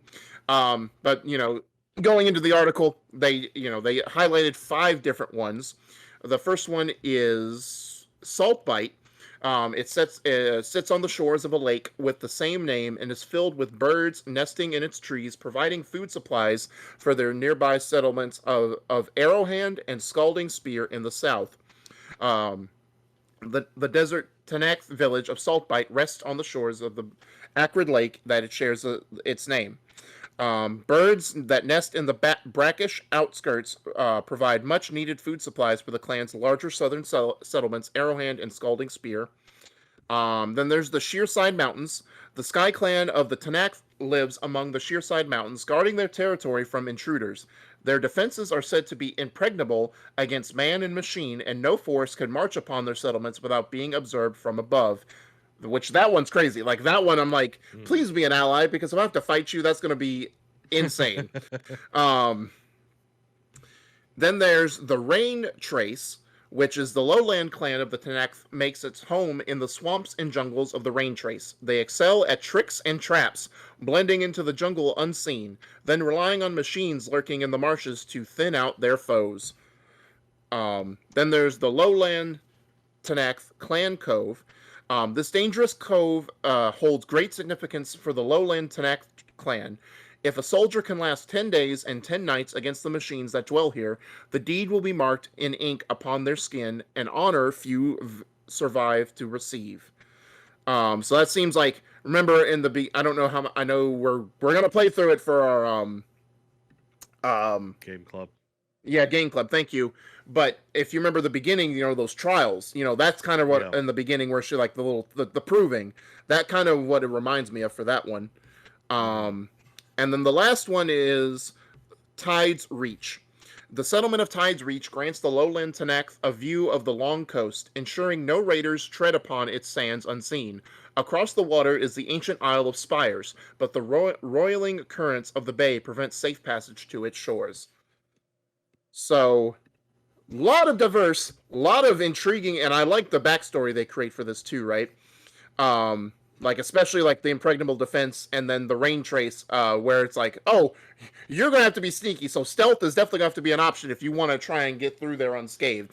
But it's Hmm.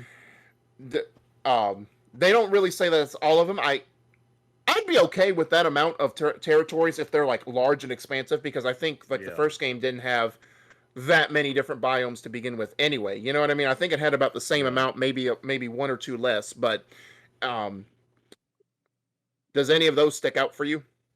Yeah, like the one it reminds me of the the second one where it's like they're like on the top of a mountain and like you have to like nothing can get up there, like that Yeah. sort of deal. It reminds me of there were some Native American tribes that would like they would dig into the like sides Oh, of mountains and everything. So yeah. like to have like their homes and all of that.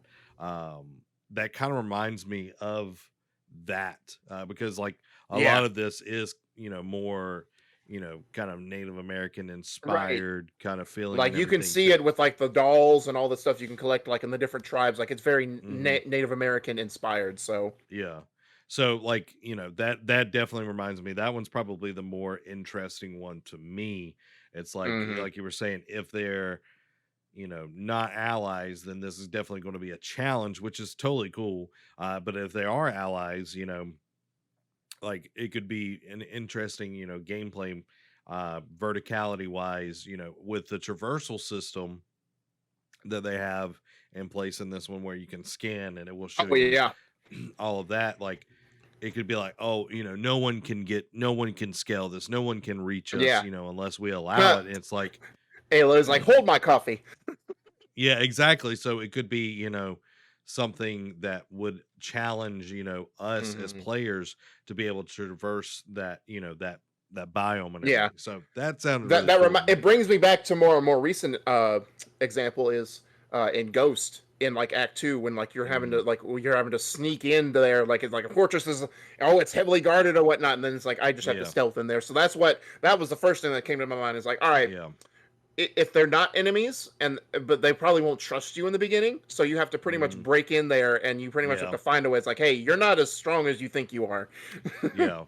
Yeah. Somebody that's just good at sneaking around or climbing can get up here. Like Yeah. large forces might not be able to sneak up on you, but an assassin, if you will, one person can slip by unnoticed. So Right. I'm excited for that. That sounds really cool. Yeah. And then to address like the release date stuff, is like, as part of a new Q&A with PlayStation Studios head Herman Hulst, Horizon Forbidden West is on track for 2021, but Sony isn't 100% certain it will release this year. Speaking in the long article, Herman says that, quote, so we have currently two very big, very narrative driven games in development, Horizon Forbidden West and the next God of War. And for both of those, they're frankly affected by access of performance capture and talent. For Horizon, we think we are on track to release this holiday season, but that isn't quite certain yet, and we're working as hard as we can to confirm that to you as soon as we can. So it seems quite tentative as to whether or not we will get Horizon Forbidden West this year, and if we don't get a date sometime this summer, chances are it won't be releasing in 2021. This comes just after Sony said that a release date was due soon, but didn't offer one at the recent State of Play.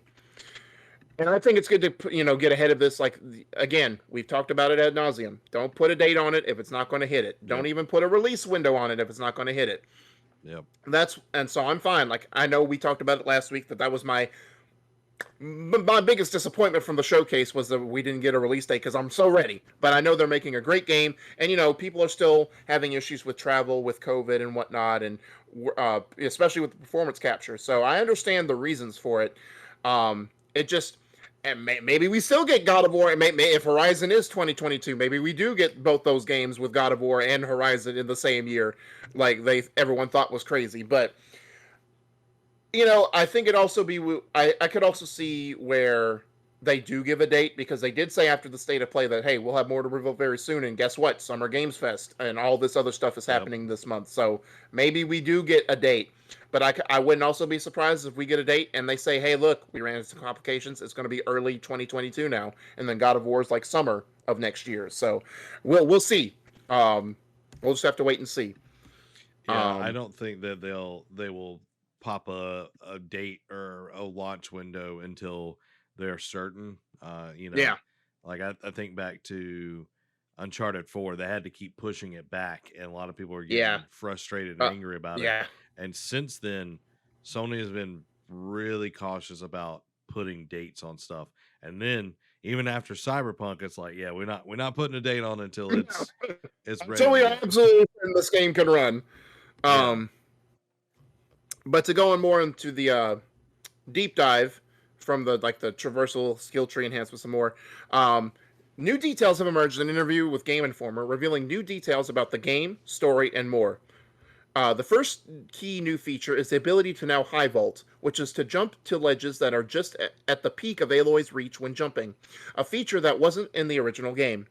Another traversal nugget is that we learned that the Shield Wing glider was initially prototyped with the first game, but ultimately didn't make it in. They are also now free to climb. They are also now free to climb anywhere on rocks, mountains, and cliffs. The overall world is a bit bigger but much denser. Interestingly, we learned that a lot of development for the game was done on PS4 along with playtesting. PS4 also uses a different water rendering technique to PS5. The DualSense will really show itself when you use the weapons, with 3D audio adding to the immersion of the game. The game also takes place 6 months after the first game, and the massive storm we see is signaling the degradation of the biosphere. New companions will join Aloy on her journey, as well as more characters from the first game, on top of Erend and Silence. Gorilla also wants us to spend more time with Aloy's companions this time. The new skill tree has been completely redesigned and incorporated the valor surges we saw in the recent gameplay demo, where Aloy was able to knock enemies back. The tree also supports multiple different playstyles, and you can freely swap between valor surges by changing which one is activated. These valor surges can also be charged by playing tactically, earning XP, and filling up a bar. Melee combat has also been vastly improved, with combos now added, which you can acquire through the skill tree. There is now more depth and more options for players. The upgrade system has been completely reworked, and a workbench mods system for the game, deeper than what was in the previous game. Hmm. Like, I'm glad. Like, one of the things that I did not like about Horizon Zero Dawn was the Mhm. traversal system, where you could Yeah. only be able to climb up certain parts of it. And I know that's Mhm. from like a developer side of things. It's limiting like the amount of things that they have to make interactable and everything. Yeah. But it annoyed me compared to, like we've been playing Assassin's Creed for years, and we could Hmm. climb on anything. And then it's like Yep. we get to this game, it's like only that thing you can climb on. It's like, Yeah. As long really? as you see like a yellow notch or like a little washed away part of the rock, you can climb. It's like not anywhere. I'm like, but why? Yeah. And it just, it took you out of the immersion of the world. So I'm glad that they're bringing that into the second game. With the hand glider, that's kind of interesting that it was like meant to be in the first game, but it didn't work out. So that they're bringing it Hmm. into this one definitely helps with more verticality in this second game. And then skill tree. I'm fine. Whatever you got in the skill tree. The Valor stuff is interesting. I'm curious to see what other versions of that do Yeah. we get. So yeah, I'm excited for the updates and everything. Yeah, so I'm stoked. Like you said, the free climbing is definitely the biggest addition. I'm interested to. It was interesting to say that they had prototyped the shield wing for the first Mm, game, but it's like, all right, how Breath of the Wild do we want to go, guys? Let's just yeah, yeah. and maybe it didn't work from a storytelling standpoint either, especially with the how like the world was big, but it wasn't as vertical. Like we talked Hmm. about last week, it's definitely more vertical in Forbidden West. So I Yeah. think from a developer standpoint, they said, all right, now let's add in the glider for this one. Yeah, and I think that's a huge thing. Um, and I know you don't have this on here, but this is something pretty big that was going on with this game, and I'm sure you saw it throughout the week. Like this is apparently like 6 months after this. Is what you said, 6 months after the first Yeah, one. The character model for Aloy looks so different compared to the first game, that's and a a good lot of point because I did see like her facial structure was a little different. yeah, and not not to be like, oh, she looks blah Mhm. blah blah. Like she looks more realistic, but it is only 6 months Yeah. after it. So like it looks very strange. Like if you put Aloy from the Mhm. first game and Aloy from, what we saw in the gameplay, and it could change Yeah. from now to then, like she looks older and she Yeah. like she looks like there's been years that have passed, not just 6 months. Um Yeah, so and maybe now without because I don't I know you haven't beat the story, don't know how far you I know you don't remember how far you got pretty far, but I don't remember in like yeah, where the story beat you were, but yeah, she finds out something about herself and maybe that has a play to why she looks older like only 6 months after maybe there's something or maybe it's because yeah, the blight like the red stuff is like like it said it was degrading the biosphere, maybe it affects humans in some way if you're exposed too long, I don't know. yeah, um so I don't know, but we'll have to you'll find out all that in our game club, yeah, so yeah. We'll find um that out. I was just curious, like your thoughts on it, because like her hair had a little bit more gray in it, and like her face was a yeah, lot more full. So I yeah. don't know if it was like just a design aspect, or does it go with the story? Like like if it I'm goes more with the inclined to story, see if it's probably a story beat to be honest with you, but then again, like we saw when they did the PS5 remaster of Spider-Man 2018 hmm to better capture the rendering, they like did a whole different character model for Peter Parker. So yeah, who knows? Maybe they had to do some different yeah. things. Maybe it was how it was rendered. I don't know. We'll find out. Yeah. When I turned on Miles Morales and Peter like showed up, I'm like, "Who are you? You are not my Yeah. Spider-Man." Yeah, yeah, I'll Like you say. are not my Spider-Man. I don't know who and you are, man. and it's even more awkward because Yuri Lowenthal voices him and did the mocap, and then it's like he's still doing the voice, but it doesn't look like him. I'm just like, I wonder how he felt about this. He's like, Yeah. hey, we're still gonna keep your voice, but we're not using you for we're getting someone else to replace your character model. And he's like, all right, Yeah, it's like you're too doughy faced. We need someone with yeah, more rigid features. I don't know. It was yeah, I weird. guess I don't know. I I turned it on, I was like, "Who is this?" This is and then I remembered that they did replace his model and everything, and I'm like, "This is strange." Yeah, it really I is. need an adult. All right, guys, we're gonna get into the quick hits. Derek, are you Hmm. ready? Have I you am trained ready. this week? Did you Yes, did you get 100 gravity? Did you get into the hyperbolic time chamber? Did you work it out? I did 200 times normal gravity, so Oh, I'm ready. did you wear weights? Did you wear weighted Yes, clothes? I did. Okay. Okay. Well, here we go, guys. Quick hits. All right. So first off, Bloodstained: Ritual of the Night, which if those of you don't know what that is, that's the Castlevania spiritual successor. The sequel looks to be in the works for that. Dragon Quest Treasures is a new RPG starring Eric and Mia from Dragon Quest XI. This was the other announcement at the Dragon Quest 35th anniversary stream. Two Point Campus from the creators of Two Point Hospital leaked ahead of announcement. You can tell it's E3 season. Leaks are happening abundantly. Knockout City to remain free to play until you hit rank 25. Watch Dogs Legion gets a zombie infestation as new Legion of the Dead DLC is out now. Nvidia announces new RTX 3080 Ti and is out now. AMD's DLSS competitor Fidelity FX Super Resolution is launching on June 22nd. Final Fantasy VII, the first Soldier beta, is going on currently until June 7th. Peter Fabiano, however you pronounce it, key Resident Evil producer, leaves Capcom to join Bungie to help support Destiny 2. Battlefield 6 reveal confirmed for June 9th at 9 a.m. Central Standard Time, our time. So that is 6 days away. That is this upcoming Wednesday, guys. It looks like WB Games won't be broken up anymore and will stay together. Good news. Dungeons and Dragons Dark Alliance to add free couch co-op DLC in the summer. No Man's Sky Prism's update is now live with a complete visual overhaul. Crisis Remastered Trilogy coming to PS4, Xbox One, Switch, and PC this fall. Valorant mobile version is coming as community celebrates over 14 million active players. Dark Horse starts game division to turn famous comics into AAA games. Sources point to Elden Ring appearing at Summer Games Fest kickoff on June 10th. Atari PC Hybrid, Atari VCS, releasing June 15th, priced at $300 for the Onyx base version, and the all-in bundle with classic joystick and modern controller priced at $400, with the controllers being sold separately for $60 a piece. And then Fortnite Chapter 2 Season 7 teases an alien invasion. So some interesting things I just want to hit real quick that kind of stood out to me. The Nvidia like launching even more like graphics cards when they can't even keep make the ones that they have out there.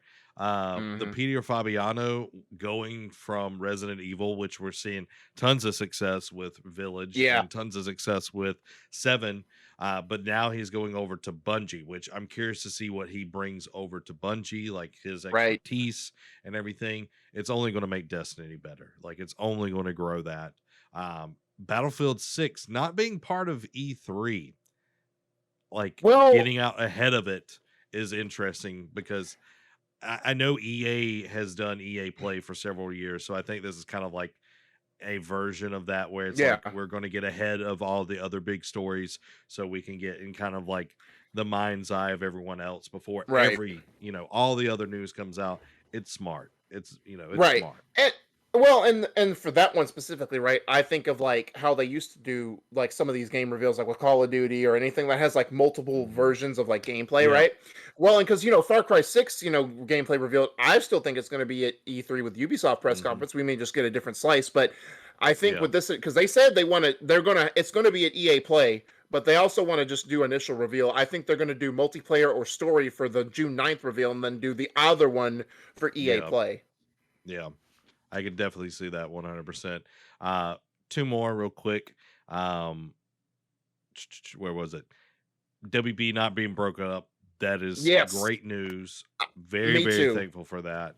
WB needs to stay together. And then who in the world is buying the Atari PC hybrid thing? Like, I guess. I don't know. I didn't even know it was a thing until it was actually, I posted it this morning. I'm just like, what is this? Like I heard nothing of it, and it's just like, and it's out. I know they had been hinting that they were going to do something, that they're going to put something out, Atari, that is, but there was no hype. There was nothing, no, sneak peeks or anything like that. It seems like ill planned and ill marketed. Like you might get some people that, I owned an Atari back in the day. And then they see the price and it's like, well, I'm not buying that. You know what I mean? Like I just don't see it going well. And the one last funny one, Crisis Remastered coming to, Xbox Switch. It's like Crisis was always known for like high-end graphics, and then it's coming to the Switch. I'm curious, it's gonna melt the Switch. If you see a lot of people with melted switches, like those Samsung phones that were blowing up a few years ago, they were playing Crisis. But we already know the culprit. It could be like how Hitman 3 is using the cloud side of things and everything, or they just watered it down and it's gonna look very Switchy. There are games that look good on Switch. I'm not saying that.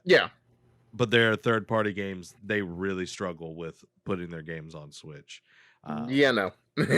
So those are the kind of ones that stuck out to me. Guys, let us know what you thought down in the comments below. What was your favorite story, or what are you excited for? Are you excited for E3? We're definitely going to be covering it. We're waiting for more confirmation on times and everything in our schedules to tell you what we're going to be able to cover for the week of E3. There's a lot going on. There's some stuff that we're not going to be able to cover, but we'll let you know our schedule and everything. We're excited for it. I'm glad they're having an E3. Like last year was so weird. I felt like I was in limbo, not having an E3. So Like the I'm Mr. super, Krabs super meme. stoked. Yeah. Yeah, exactly. But guys, thank y'all so much for watching. This has been Zach. And Malcolm Merriweather. Y'all have a blessed rest of the day. Bye.